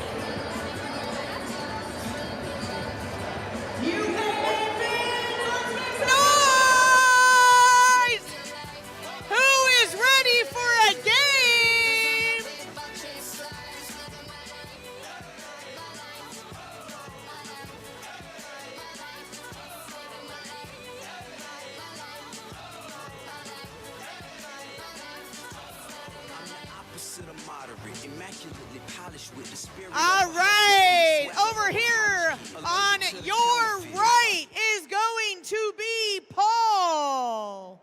Aiden in the yellow. They are bungeed together. Together forever. Just kidding. Just for like a minute. They have these balls and they have 3 buckets. They are going to be going in each direction, falling, going all over the place, but it's going to be worth it. If you put one of those balls in each of those buckets first, you will win an Apple Watch. Let's hear it for Paul and Aiden. All right, Aiden and Paul, do you know which way you're going? It'd be a disaster if you went the same way. Are you guys ready? On your mark, get set, go!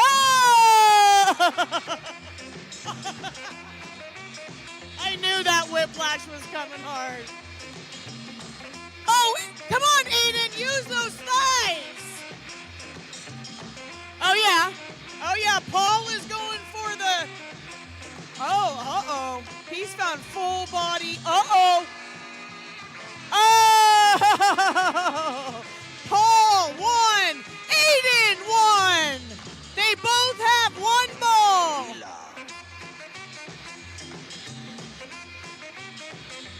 Now here's where it gets tricky.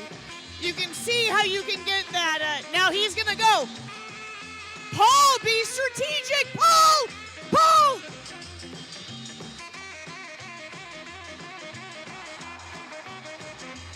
All right, I don't think.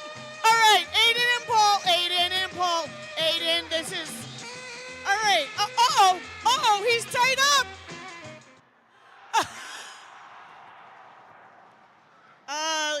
Can we all be honest? That escalated way quicker than we all expected. Aiden and Paul, you guys don't play fair. Congratulations and thank you for playing.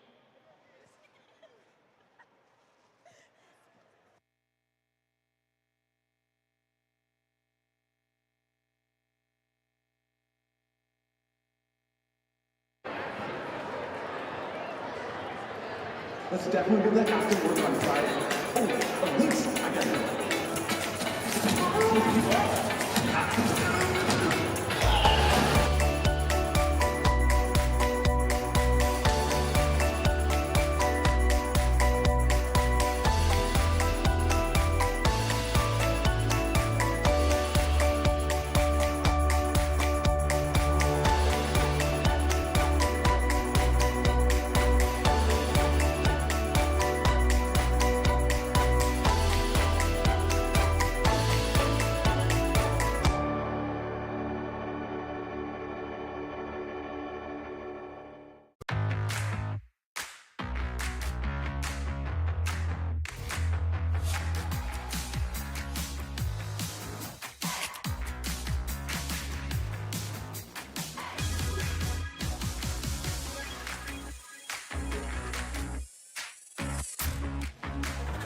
Create a backyard that's out of this world. Right now, get a free carrying case, chain, and hat with the purchase of select steel chainsaws. Real steel. Find yours.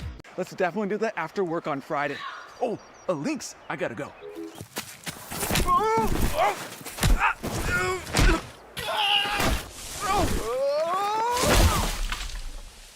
Oh, wow. Is that the new iPhone? The one with titanium? It's so light. iPhone 15 Pro, forged in titanium. It's epic. Get one on us with trade-in on Alaska's most advanced network. Can I hold it? I'm okay. In case anyone's wondering. Feeling uneasy about your financial future? You need a partner that helps lighten the load. Welcome to Global Credit Union. It means early payday, your paycheck up to 3 days early with direct deposit, accounts with no NSF fees, and a mobile app with tools to help you manage your family budget. At Global, we take member care seriously, with branches near you and a 24/7 US-based call center staffed by real people. Join us at Global Credit Union. I came from the mud. There's dirt on my hands. Strong like a tree. There's roots where I stand.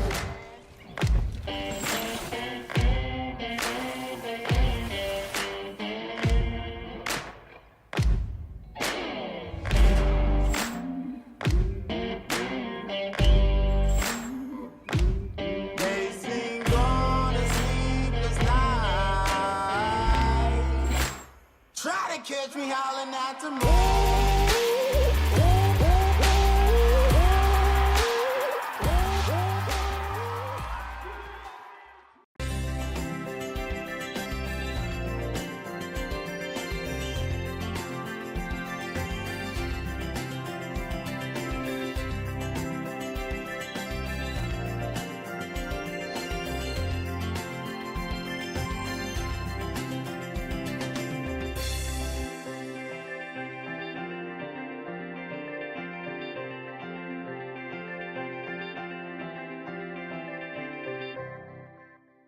I'm the strong mom. I've always taken care of the whole family.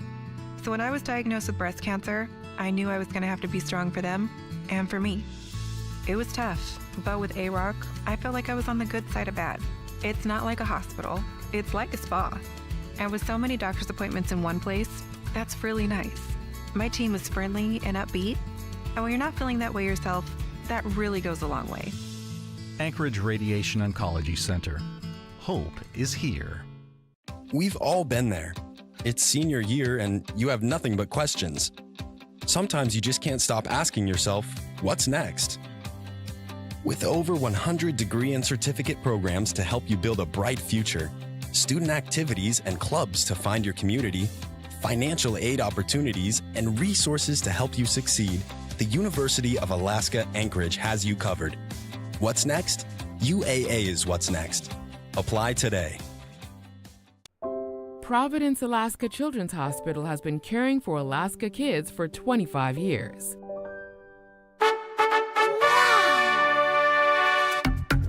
We bring together the brightest minds, the most advanced treatments, and the latest knowledge to help your kids live their healthiest lives. The next time life delivers you an unexpected healthcare need, know that expert care is available close to home. Providence Alaska Children's Hospital, proud supporter of UAA Athletics. I don't think I've ever had a kid who didn't have some kind of trauma in their lives.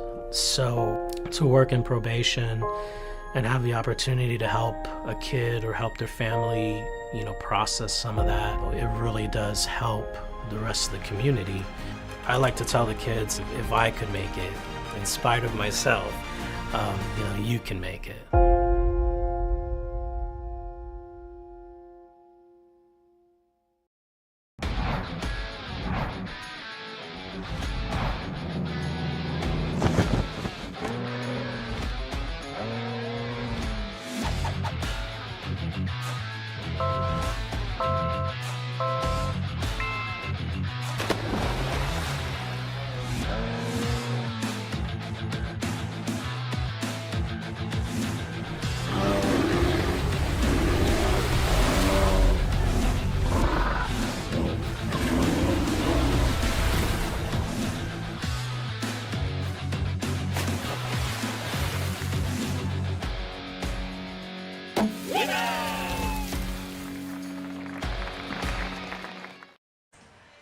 Welcome back to the Avis Alaska Sports Complex. 2 periods in the books, 4-2 Arizona State on top of UAA.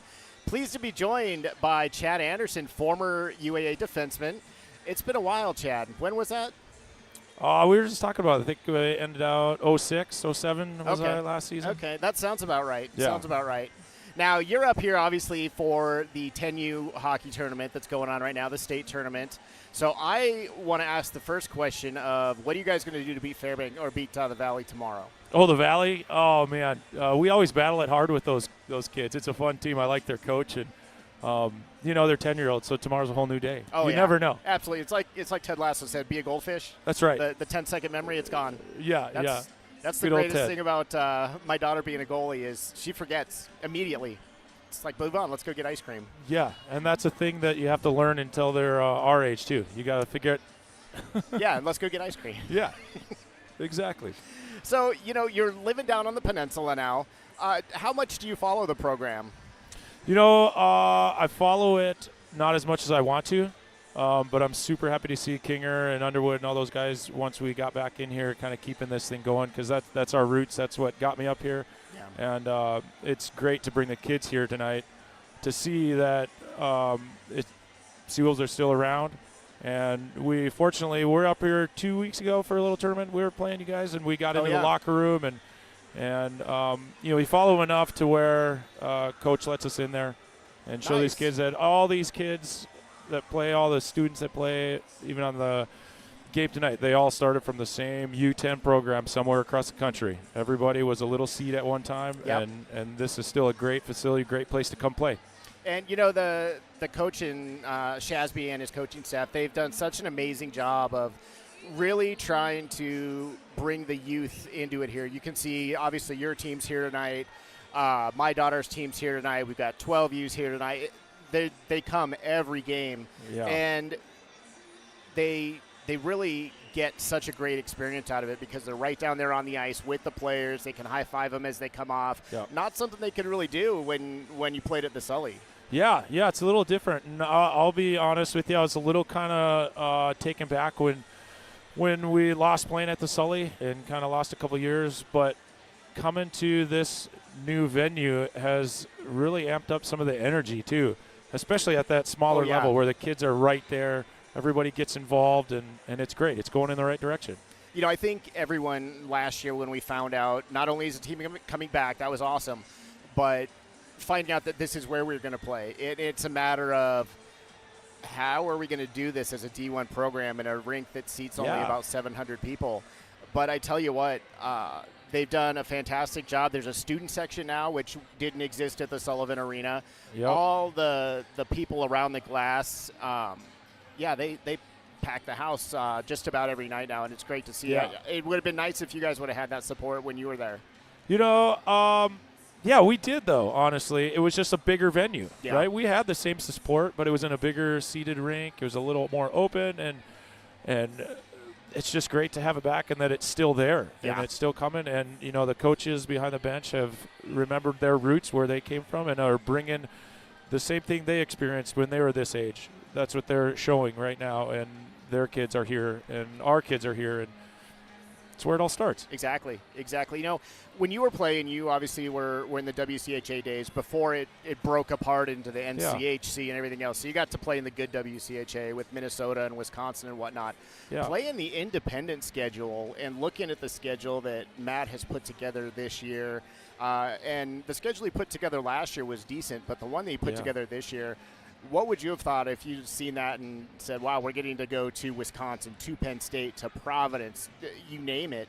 Yeah, I talked to Matt a while back about that, and just the work that they have done to get those games in, because playing for Alaska gives you those opportunities to play those big teams and play a lot and not be a third, fourth liner that's maybe going to play once in a while. You're here, you're going to play a lot, and you're going to play against those big caliber teams.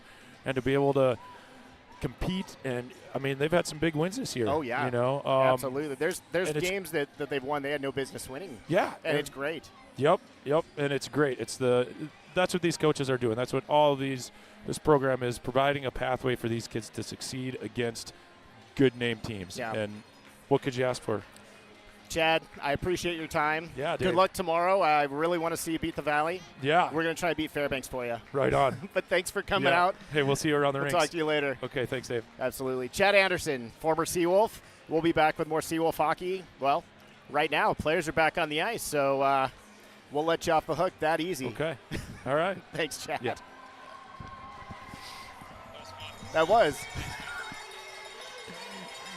All right, the boys are back on the ice. Again, thanks to Chad Anderson for giving a few minutes of his time. And we are 20 minutes away from wrapping up senior night, senior weekend, or parents' weekend, and the 23-24 season. So UAA down a pair. But with the energy they played with in the second period, they put themselves in a position to get back in this game, where after one, it looked pretty bleak. After two, you look at a 2-goal lead, or a 2-goal deficit, that's not ideal, but you're in the game as opposed to starting that second period when you're down 4. So on that replay right there, Riley Thompson picking up the second assist on Matt Johnson's goal, clear as day. Riley's had a good weekend as well. A couple of goals last night. Right off the draw, Arizona State getting it into the Seawolf zone. Davis Gockler backhands it back up the wall. Back to the point it goes. We've got a slash coming up on ASU. And that's going to be on 28, Copperrood. Or are they going to send them both? It looks like they're going to take them both. Yeah. Back to Riley Thompson. I mean, if you're Matt Shasby and the coaching staff, a true freshman to come in and basically made it known he's there. He's on their top line. He has really asserted himself as a great player on the penalty power play. One of those ones is really going to grow as he gets older and better. I'm really intrigued to see what he brings in his sophomore season. Oh, yeah. Kind of one of those players that I would argue you can kind of build around moving forward. Definitely. And One of those kids from day one, been in the lineup, hasn't been able to come out. Him, Gunnar Van Dam, Aiden Weston, But then those three. Matt Johnson's brother apparently is coming along. We've seen some social media chatter about what the program's allowed to publicly acknowledge versus what they can't. But Twitter being Twitter, you see some commitments from kids in the NHL, and just that's a thing. There are only so many Division I programs going on, so these kids want this opportunity because who knows where it's going to lead to later in life. Yeah, definitely. So 4-on-4, Sillinger carries ahead into the neutral zone for the Sun Devils. He's forced to curl back. Now he finds Murchison with a lot of room. Shot saved by Orosh with the blocker. Back out in front, Sillinger's shot. Save as well. And that's played by a high stick, so UAA will go ahead and play it, chip it out of the zone. Kosabud doing the honors. Rocketed right back into the far corner. Orosh out of his net. He'll set that up for Caleb Huffman. Woo-wee, that was one of the uglier line changes you're going to see. Yeah. Yowza. Seen too many of those turn into goals. Behind the net. Sun Devils carry it out. Backhand pass goes to Eckerly. He hits the blue line with O'Reilly. Sends the puck down low. Kosabud gets to it first. Now it's back on Eckerly's stick. Back to the point. Niedermeyer takes a return feed. That's Jackson Niedermeyer. Down low to Eckerly. Shot. Oh! What a save by Orosh. Oh, that was beautifully set up by the Sun Devils. And Jackson Niedermeyer is robbed by the paddle of Greg Orosh's stick. That was a beautiful save. What a great pass by O'Reilly. Jackson Niedermeyer did everything right there. Got the puck right off his stick. And just a great save. Well, speaking of foundational pieces, you're seeing Greg Orosh right before your eyes, looking to be one of those guys that we want to see more from as the Seawolves move forward.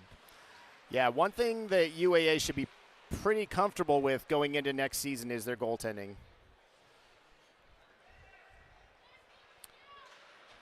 Weston trying to force a turnover in the corner. ASU pulls it out as we get back to 5-a-side. Grattan sends it into the zone. Bamber sends it out of the zone, and that's going to go for icing. We've got 17:29 to play here in our third period. So we make no promises, but win or lose, post-game, I'm going to hit the ice and try to get a word with as many of the seniors as possible. Talk to Chris Kamal, one of the UA assistants there in the intermission. So fingers crossed. We'll see how that goes. Now everyone might, depending on the outcome, be in too great a mood, but just to kind of give them a chance for a final say, as it were, is what we're going to try to do. But the way they played the second half of this game, regardless of the outcome, moods should be a lot better than they were an hour or so ago. I've got confidence in you. Nice pass across there by Ty Jackson. Just eluded Shane's stick. And the Seawolves managed to get it back out to the neutral zone, pulled away by Matt Johnson. And then he loses it in his own right. Lovell goes cross ice with it. Long pass ahead, deflected into the zone by Jackson. Orosh will leave that for Kosabud, who drops off for Osborne. Ahead, that one goes, trying to get it to Tisdale. That didn't connect. And the puck is sent into the protective netting with 16:46 to go here in our third period. Also, while I'm thinking of it, it's a lot of the parents here in the house, but again, the chance for those seniors to get that last word if we can get them on camera to do that later. But a shout out to all the parents that have been and friends of the program and fans and former players that have watched and listened to us throughout the season. Want to say a special hello to Mike Bamber, who's checked in with me repeatedly during the course of the regular season, watching with some work buddies. So thank you to all those parents and fans of the program who have checked us out throughout these couple of months. Turnover in front. Shot saved by Orosh again. Another chance. That one I don't think ever made it on net. Here's Murchison, has the puck get under his stick, but it stayed right on the blue line, and he keeps it into the zone. Murchison with it again. Cross ice feed. Seawolves chip it up, not out. And it's Gockler, has it taken off his stick, centering pass. And Kosabud played that 3-on-1 situation nicely. Now it's Gomez. into the neutral zone. Seawolves are pulling back into that lax pattern. They need to tighten it up a little bit. The opportunities are going to be there. They just have to get that possession. Riley Thompson trying to catch up to that one ahead of Josh Niedermeyer. He does so. Throws a pass out front. Helgeson couldn't handle it. Or no, that's Matt Johnson couldn't handle it at the very end of a shift. Ryan O'Reilly carries into the Seawolf zone, hits the brakes. Knocked off his skates momentarily by Bamber. And the puck sent back to the point. Niedermeyer shot blocked by Helgeson. UAA has numbers. Chipped into the zone. Back behind the net, or in the corner beneath the goal line. You can hear the Seawolf bench calling for a hold down there. I was calling for one. Yeah, none coming though, as ASU sends it right back down the ice. Tabakin doing the honors. Give the Sun Devils a chance to get a wholesale change.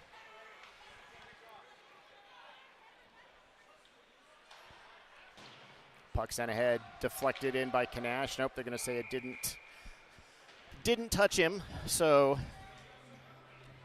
faceoff will come right back down into the Seawolf zone. 14:42 to play here in period number 3. Shots on goal total through this point of the game, 23 for the Sun Devils, 18 for UAA, which, considering the way the first period went, that's a pretty impressive stat, because ASU really controlled that first period. Helgeson blocks the shot from Tabakin, trying to chase that one down. Semptimphelter comes out of his net to play it. Sun Devil netminder is a little iffy when they're playing the puck out of the crease. We saw it last night in the game winner. Yeah. Gibson Homer coughing it up to Alex Gomez. Saw it right there from Semptimphelter. Here's Kanash getting around that hip check. And Allen tried to spin it deeper. That's taken away. And the Sun Devils are back through the neutral zone. Nice hit there by Bamber on Schmagi. And now it's Matt Allen.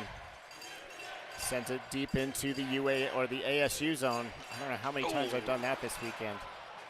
Back to Gockler. Nope. Tried to center, but Kozabud covered up nicely by Shane. And Kozabud with the pick, and he'll walk it back in. Shane lifting his stick there as he's trying to pull the trigger. Allen behind the Sun Devils net now. Matt Allen trying to work his way free. He's being watched down there by Eckerly. And the puck comes out as Sillinger goes cross ice. Shane couldn't knock it down to his stick, and the Seawolves will just chip it right back into the zone. Weston steps into Murchison down beneath the goal line. And the puck finally comes out. Connor Cole tries to throw it in front.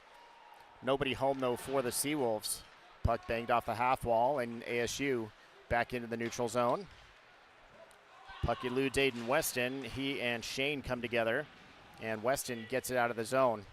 Turnover, and here's Connor Merritt right back in. Merritt shot blocked, and a penalty coming up here on Arizona State.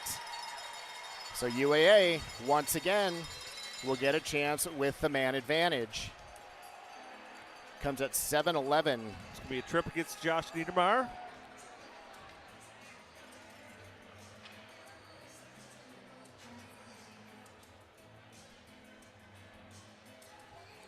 The Sun Devils' imperfection in their own defensive end is definitely what's keeping UA with chances here. Another one come up here on a power play opportunity. Power play has not struck this weekend, and if there's a time for it to strike, this is it if you're a Seawolf fan. Bamber skates the blue line, drops it off for Helgeson. Shot comes in. That's blocked. Now it's Almquist to Bamber. Almquist and Bamber, they play catch. Shot by Bamber, deflected on the way through, and Bamber has it back. Now it's Van Dam. Gives off to Almquist on that right wall. Throws it down low for Thompson. Thompson trying to elude the official and Ethan Schmagi. Finally comes out, back to Bamber at the left point. Fanned on by Helgeson, looking for the one-timer. But Helgeson able to get it back and get it back to Bamber at the point. Minute 10 to go on the man advantage. Down low to Almquist. Back up high to Van Dam, then to Bamber. He'll switch places with Van Dam. Helgeson, Van Dam. Slap down low. Riley Thompson with it behind the net. Carries it back out into the corner, and that's shipped up into the protective netting. And we'll have a face-off here in the ASU zone with 11:40 left in the third and 51 seconds to go on the man advantage. Yeah, so we've seen throughout the weekend UA struggling to get any interior action on the power play opportunity. It's one thing to stay on the perimeter. Again, Riley Thompson just that option A in front of the net, but just can't get the puck down there to let him work any magic.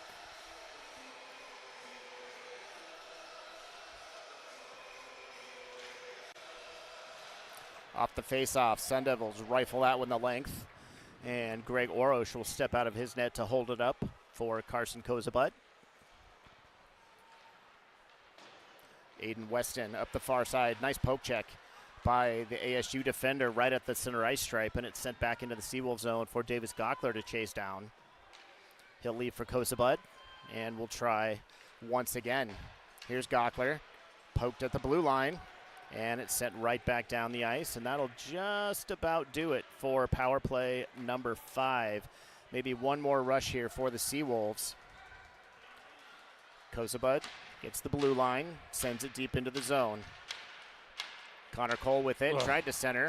Nobody home except Ryan O'Reilly, and he wears the wrong color sweater. Sun Devils now back through the neutral zone. Ethan Schmaggy will just send it deep in, and we are back to 5 aside. Kozabut to Gockler. And now here's Merritt once again. And a nice hook put on, but we didn't see that one, I guess. Tried to center, and ASU going to be the first ones to it. It's Copperrood. Shot, save made by Orosh. Osborne knocks the rebound away from him. And now it's Tisdale. Throws it up the wall. Gets it back into the neutral zone. Niedermeyer had it. His pass broken up by Merritt. Great forecheck. And a good hit put on down low, but the Sun Devils are able to come out of the neutral zone.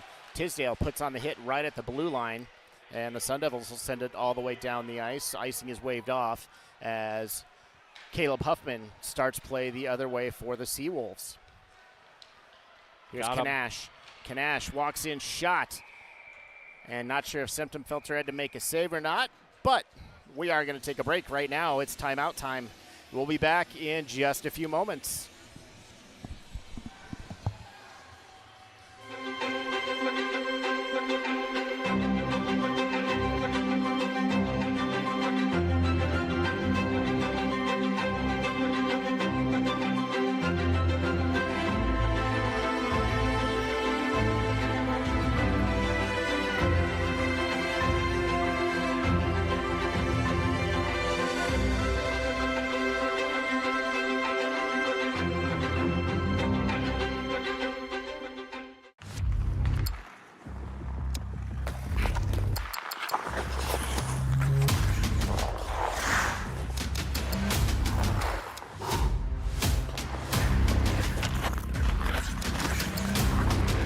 One in 5 Americans deal with mental health conditions every year.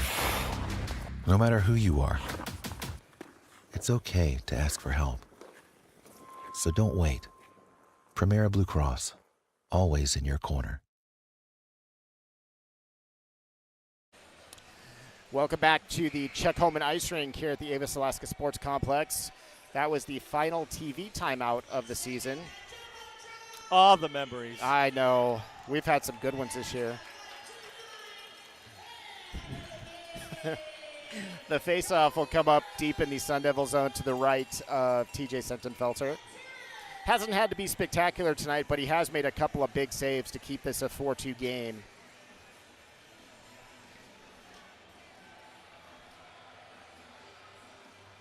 Last night, the Seawolves put 40 shots on goaltender Gibson Homer in their 4-3 win. Yeah, major credit goes to ASU for dialing it up a little stronger. That much, though, in the defensive zone to at least cut down, but just opportunity after opportunity for UA last night.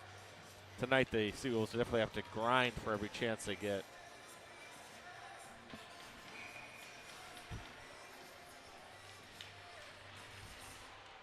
Off the draw.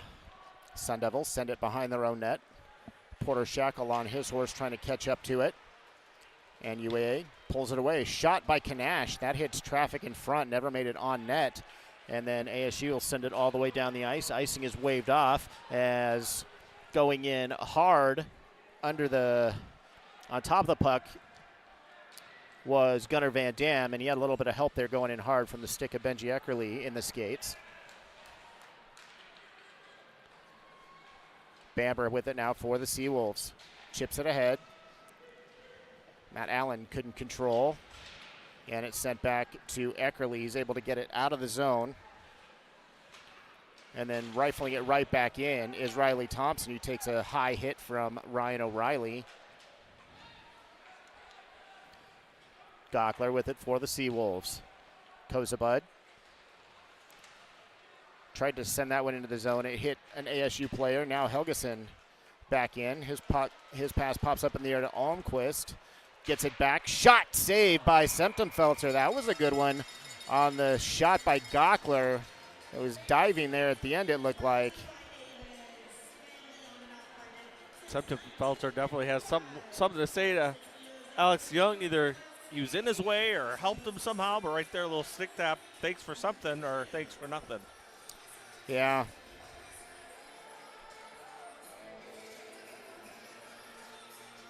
Alex Young, a senior from Calgary.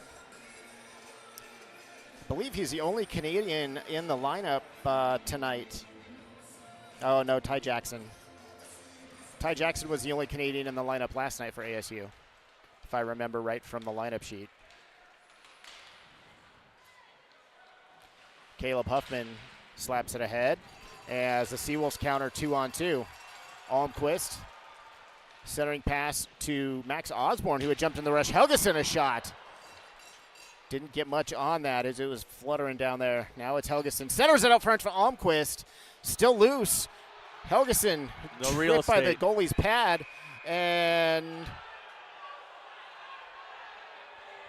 we're going to have an in the crease violation. No, they're calling a hand pass on Max. But he's like, either you do or you don't. So let's see this replay. It's going to be when Max is over on the right post area. Right now he's no room to move. He's going to fall right here. Yep. He closed his hand on it too. Except, yeah, well, but he closed his hand on briefly, but then plays it with the stick blade. Yeah. I guess you can't hand pass to yourself. Is maybe what we're. I think the only thing they could call there is just covering the puck, because nice play there by Davis Gockler to smack the stick out of the hand of Chambers as UAA had it for a moment, then getting his pocket picked was Matt Johnson, and the Sun Devils will send it right back in. Orosh will leave off, and Kosabud drops for Gockler. Gockler will rim that around. Looking for Connor Cole. Cole tried to backhand a pass through. It didn't connect. And the Sun Devils are back into the neutral zone. Kosabud knocks the pass down. Weston will be right back in. Here's Johnson. Tried to center that to Weston on the far post. Just not quite the right timing. Sillinger back into the Seawolf zone. Stolen by Bamber. Bamber's ahead 1-on-2. Brett Bamber still with it. Rubbed out of the play hard by Murchison.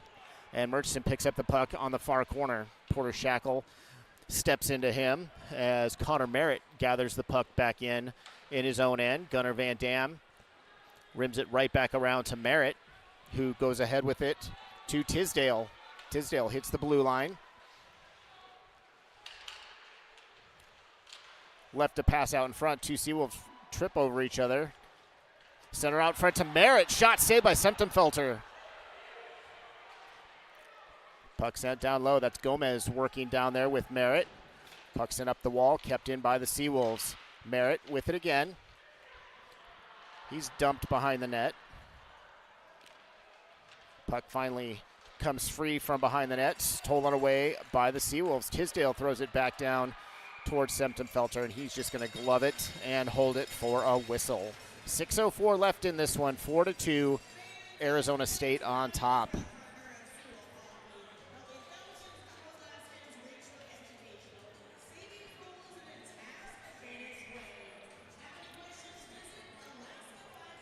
Another couple of looks there at some of the work Connor Merritt's doing. And it'll be Shackleton to take the draw. Arizona State controls off the drop. And it's back to the neutral zone. Huffman on his horse. He'll get there just ahead of Eckerly. Huffman's pass broken up.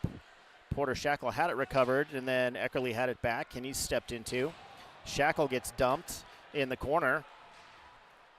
And now it's Matt Allen. Seawolves 3-on-2 if they hurry. Allen holds up, curls back. Matt Allen's shot goes just wide. Back to the point, it's Huffman. And Huffman bobbles it at the blue line, and Eckerly knocks it out of the zone. Seawolves had it back for a second, and then the Sun Devils will send that all the way down. That's going to go icing on that one, and the faceoff will come right back down into the ASU end with 5:31 to go here in the third period.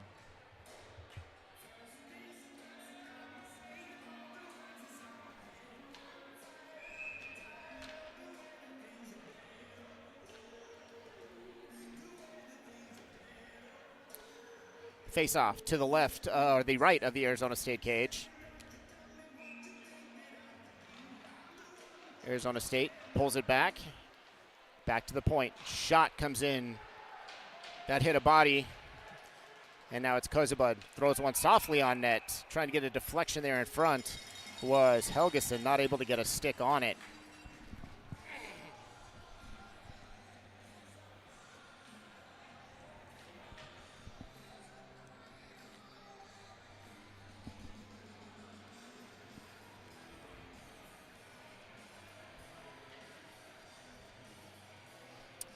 So faceoff will move to the left dot now. Off the draw. Helgeson had it, couldn't get it out of his skates though, and is chipped out of the zone back into the Seawolf end. It's Gockler being watched down there by Alex Young. Pass to Helgeson. Tries to get it through to Almquist, just out of his reach. And the Sun Devils are just going to send that one right back down the ice. Icing is waved off. Gockler plays it to Kozabud. Back to Gockler. He's tied up down behind the net. And Kozabud able to pull that one free. And Helgeson will carry. Cross ice he goes with the pass to Almquist. Ben Almquist curls. Shot by Thompson. Save made by Septemfelter. Shot hits bodies in front. Oh, Septemfelter bailed out by his defense right there. And it's sent all the way down the ice for icing. Oh, that close for the Seawolves, cutting this to a one-goal game.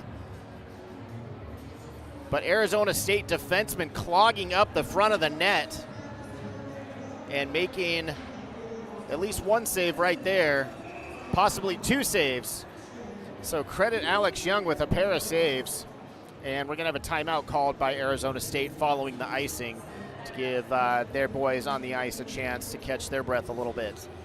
One thing to note here, David, is as this game has progressed, you know, when it was 4-0 and the kind of the way that first period was played, everyone was playing a little too loosey-goosey. Things were looking like they were getting out of hand. Since those two UA goals in the second period, the exact opposite has happened. You haven't seen any of the nonsense, if you will. And it's a pretty serious game. The compete level has definitely been brought up considerably thanks to that second period outburst from the Seawolves. Yeah, definitely. I think they definitely sense that, you know, even with 4.5 minutes left, they've still got a heck of a chance in this game. So we'll see. We'll see what Coach Shasby draws up. He's the one running the whiteboard down there right now. And for ASU, it's just more of a matter of catching your breath. Well, we mentioned playing with abandon and how both teams kind of took turns in the game last night. Well, if you're UA at this point with 4:30 to go, chasing 2 goals, nothing to play for but these 4.5 minutes, you're going to see it all come out of the tank here for UA. Yep. Unfortunately, there was nothing in the tank in that first period, but buckle up because you're about to see the best effort you're going to see out of the Seawolves, you would think. I would agree with you there. Absolutely. Like Dan Fouts said in The Water Boy, that's why whatever he said, why they play the games. Yep. Leave everything out there, whatever that thing is, he says. All right, so it'll be Weston in to take the draw. He's out there with Johnson. Van Dam knocks that one down. He's still got it, turns it towards the net. It's broken up, and it's sent back to neutral ice. Van Dam gloves that one down once again, trying to get away from Eckerly. And it's Bamber. Gives up to Cole. Cole able to send that one deep into the ASU end. Semtenfelter out of his net to reverse it.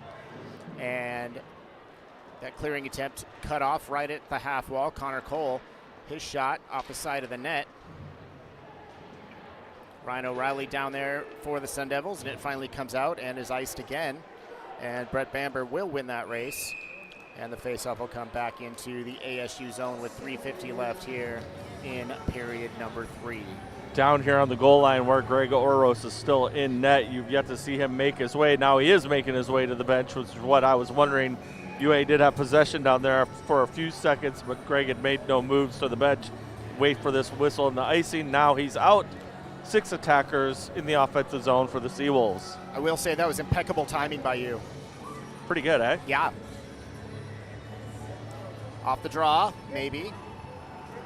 Just give me 17 or 18 games, whatever it's been, and I bring the best out of me. ASU, that puck chipped up, rolling towards the net, but Davis Gockler cuts it off before it gets there. Now it's Porter Shackle. Gives off to Almquist at the blue line. Almquist carries, throws it in front, looking for Helgeson, and that was cut off just before it got to Max's stick. Otherwise, that was a tap in. Back to the neutral zone, not quite. Kept in the zone. Chambers trying to chase that one down. Kosabud beats him to it. And now it's Shackle. Reverses it back to Kosabud. The pass ahead to Porter Shackle. He hits the blue line. Still with it. Shackle, nice move right there. Walks in, shot. And that one's sent up into the protective netting. And the faceoff will stay in the ASU zone with 3:03 left here in the third period. Before Porter was off on that rush on the right wing, I was intrigued.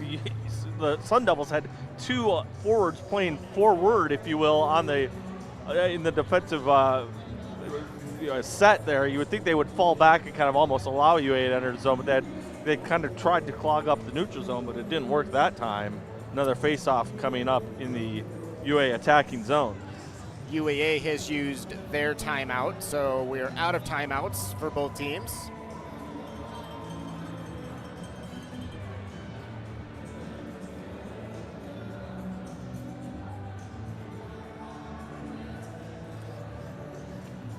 The part of the crowd that is from the 80s singing along with Men at Work.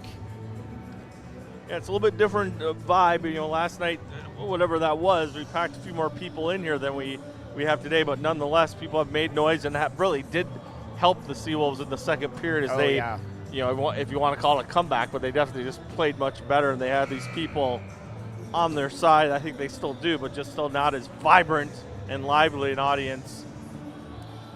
All right, Seawolves heading back out on the ice. It is Thompson, it is Weston, Bamber, Almquist, Helgeson, and Shackle, the 6 out there for a face-off deep in the Arizona State zone. Everyone but Almquist likely going to be back next season. I think that's something to think about. Brett Bamber, straight away. Bamber to Almquist, goes down low with it, receives a pass back. Going to give it to Bamber now. Back to Almquist. Throws it back down low. Almquist to Shackle straight away. Got a shot off. Just went wide of the net. Chipped high up in the air, and Benji Eckerly is going to hit the empty net. Man, that was almost Ottawa slapshot-esque. Yeah. I can't believe we didn't see a kill shot like we did in that NHL game a few weeks back.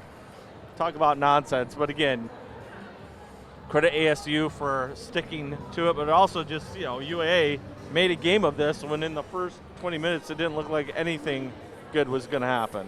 No, not at all. For Benji Eckerly, goal number 5 on the season for him. He's a senior from Northville, Michigan. Pretty senior-laden team here that Arizona State's got. Puck sent deep into the Seawolf zone. Greg Orosh out to hold it up. Tisdale will carry out of the zone. He'll hit the red line and chip it deep into the ASU end. Connor Merritt rims it around looking for Gomez. Gomez gets to it, throws one back down low for Merritt. Osborne pinching in to try and keep that play alive. Sun Devils with it. They'll leave off behind their own net. Gomez trying to force the turnover once again, and he did for a moment. Sun Devils finally able to get it out of their zone, and they end up icing the puck.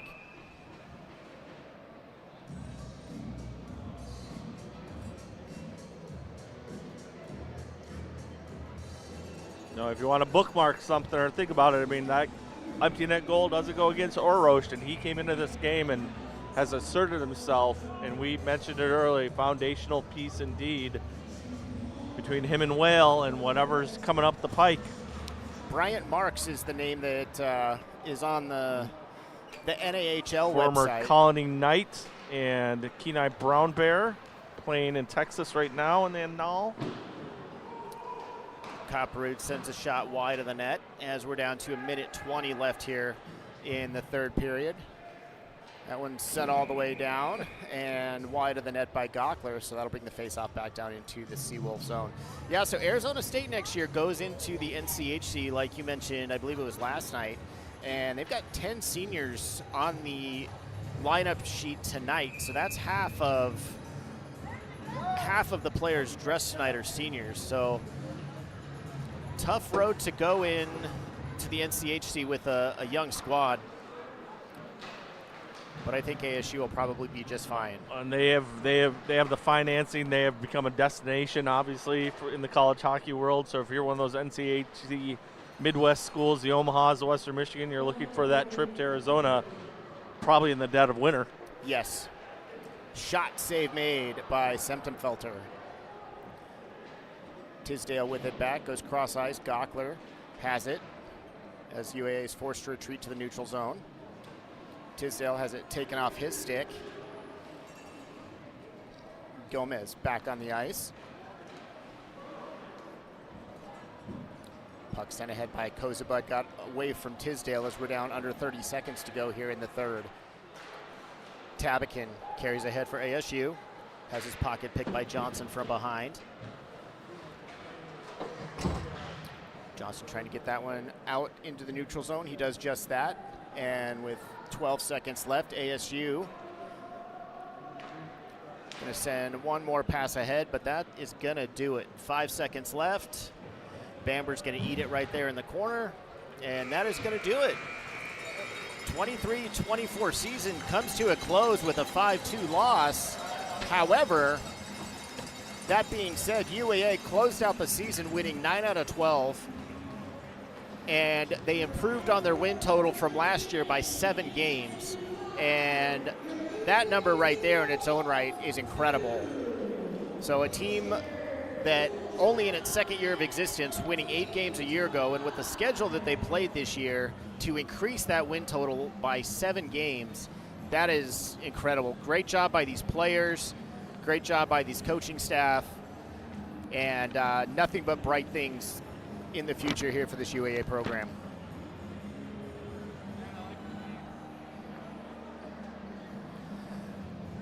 A lot of guys on both these teams tonight playing in their final collegiate games. So, although it's senior night here for the seniors at UAA, a little bit of a senior night, if you will, for ASU as well.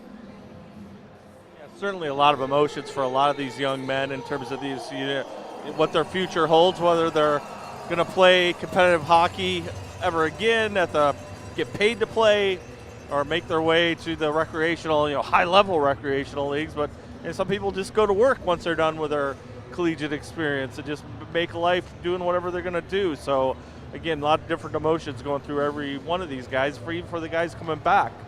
They don't know what their team's going to look like next year and what all that's going to be. You're seeing some hugs here from the Sun Devils, as well as a little bit of a celebration for months together like this. And you see Carson Kozaba, last one through the line, getting some hugs from his former teammates.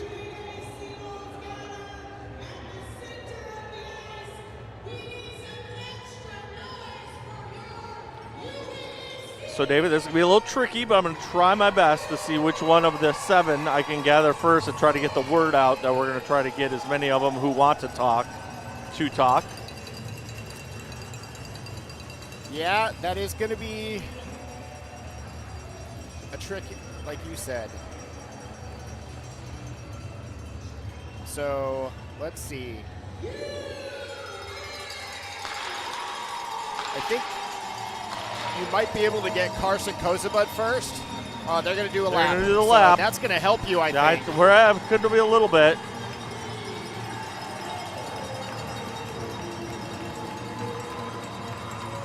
And a small but vocal crowd, very appreciative of what they had here this season.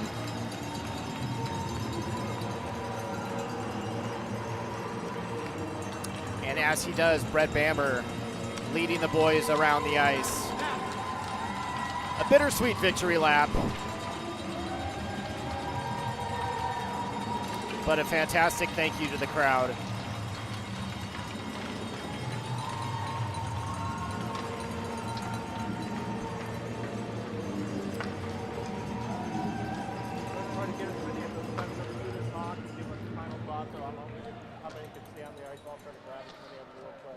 Max, do you mind sticking around for a sec? I see you down there, Matt, doing work. Carson as well.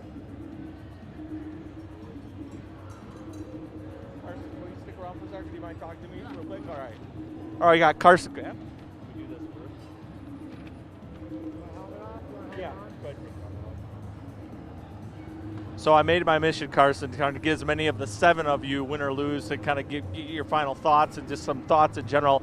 First thing I wanted to just ask is, what does it say about this team in particular that you made a game of this after what we saw in the first period? I think it's just kind of like the story of our season. We just persevered through a lot of things. We work hard and grind it out, and good things happen when we work hard. So I think that's kind of the motto of our season. And just kind of, if you can nutshell it, or what would be your message to the fans and to the family and everyone who's watched you perform here in Anchorage for the last couple of years? What do you want this experience? What are you going to take most from this experience? I think the fans are great. This is a great atmosphere to play in. It's a small barn, but everybody's close and in tight. And we love it when the fans are cheering. We got a UAA chant yesterday and today, so that was great to feel, and it was just a great place to play. And how emotional was that to see some former ASU teammates? And I mean, it seemed like there's a little more than just how you doing's going on in that final exchange. What'd that mean to you? Yeah, that meant a lot. It's pretty unique that when you transfer, you can end up finishing the year and finishing your college career with those guys on the ice. So it meant a lot to have those guys out there and give it a final goodbye. So. Last thing, Carson, just what will you remember most of this experience? I think just the team and just what we did here in the short 2 years I've been here, and I'm excited for what they're going to do in the future, and I have a lot of hope for them. So good luck to them. Appreciate the time, buddy. Thank you. We got Anchorage's own Max Osborne making his way, and Max, you're one of the local boys that got to come and experience this. What will you kind of take away as the greatest or proudest moment of this experience? Just getting to play in front of my mom and dad. I don't tell them enough, but I love them and thankful for everything they've done to get me here and the rest of life. Take me back a couple of years when you first started talking to Shaz and kind of, the program's coming back. Everything that an Anchorage kid or anyone who lives around this area knew what was happening. Was it something you jumped at right away? What do you remember first of when Matt approached you? Yeah, 100% jumped right away. I mean, you grow up watching these games and that's all you want to do, and then you get that chance, and yeah, I'm so thankful for that opportunity. And moving forward, when you're 2 years, 5 years, 10 years removed from this experience, what do you want the people leaving this building to maybe remember about this team in particular? I mean, we were that close to being 500, but I think just we showed up every day with expectations that weren't really anything, and this team came together and fought through adversity and got some big wins. And I mean, you look at the end here, look how many people are here, and finally got the chant. The UAA chant was back these last 2 games. You guys are definitely proud of that one, eh? The last one was something else. That was pretty cool. Max, I appreciate the time. Enjoy the start of your off season. I appreciate it, buddy. Thank you. Matt. Got Matt Allen's gonna be our 3rd guest here. And Matt, just this whole experience, right off the bat, kind of the same question I posed to Max when you first heard from Matt Shasby, or kind of this opportunity came about, hey, I'm going to help and kind of with the rebirth. What first jumped out at you about that opportunity? Well, just the opportunity to help rebuild this amazing college team, and just to get it back, get it going again. That's kind of what jumped out to me, and just having that opportunity to be a part of that was huge. You know, tonight in particular, the first period being what it was, you were kind of like, oh, okay, is this over with? This team said no and played the second period about as well as it played the second half of last night's game. What does it say about this group of guys and the senior leadership that you instilled? The whole group of guys are very hardworking, motivated, and there's only positive things that are going to come with this organization. And I'm excited to see how far we've came so far, and what's going to come next year and in the following years. It's going to be a pretty cool thing to see. Well, knowing what you know about maybe what Matt has planned and the coaching staff, I mean, what would you expect the next version of a Seawolves team to look like? Just gritty, hardworking, and never out of a contest. We might get down in some games, but we're not going to give up in a game. So, last thing, just any message to any family, friends that are watching, tuning in. What do you want them to know about this experience that you had? It's awesome, and I love all you guys, and thank you for helping me get here. Thanks, Matt. Enjoy the offseason. Have a good night. David, that's going to do it from down the ice. Throw it back up to you. Matt, I think just listening to those guys talking about the end of the season, the finality of it, there's really not a whole lot else that needs to be said. UAA, what they did, like I said before, we threw it down to Matt. The improvement from this year, or from last year to this year, 7 wins, that says a lot in its own right. The team that Matt Shasby and Trevor Stewart put together to go out on the ice this season, you could see the building blocks from what was carried over from a year ago. And it was a lot of fun to watch. We're obviously going to miss the 7 guys that aren't going to be back next year, because they were a huge part of what this is today.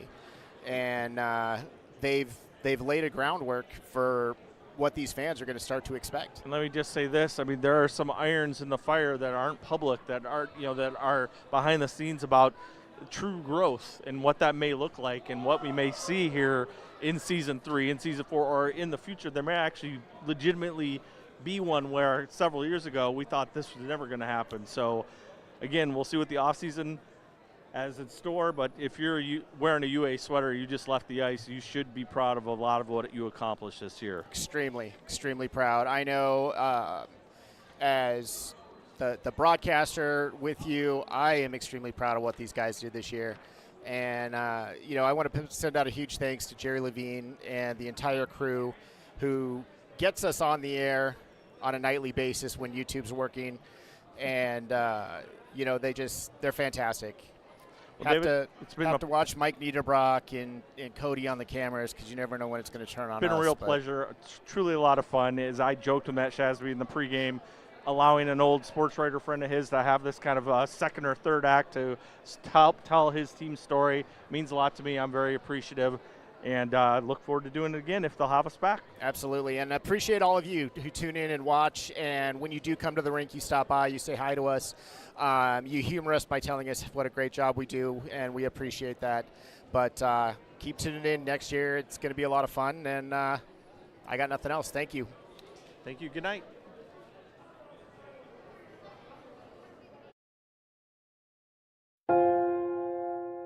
I came out of the service knowing that education would be a good thing. And at that time, I found human services, which, very simple explanation of human services is people that want to help people. My name is Vicha Puwasarentra, and I am a probation officer at McLaughlin Youth Center.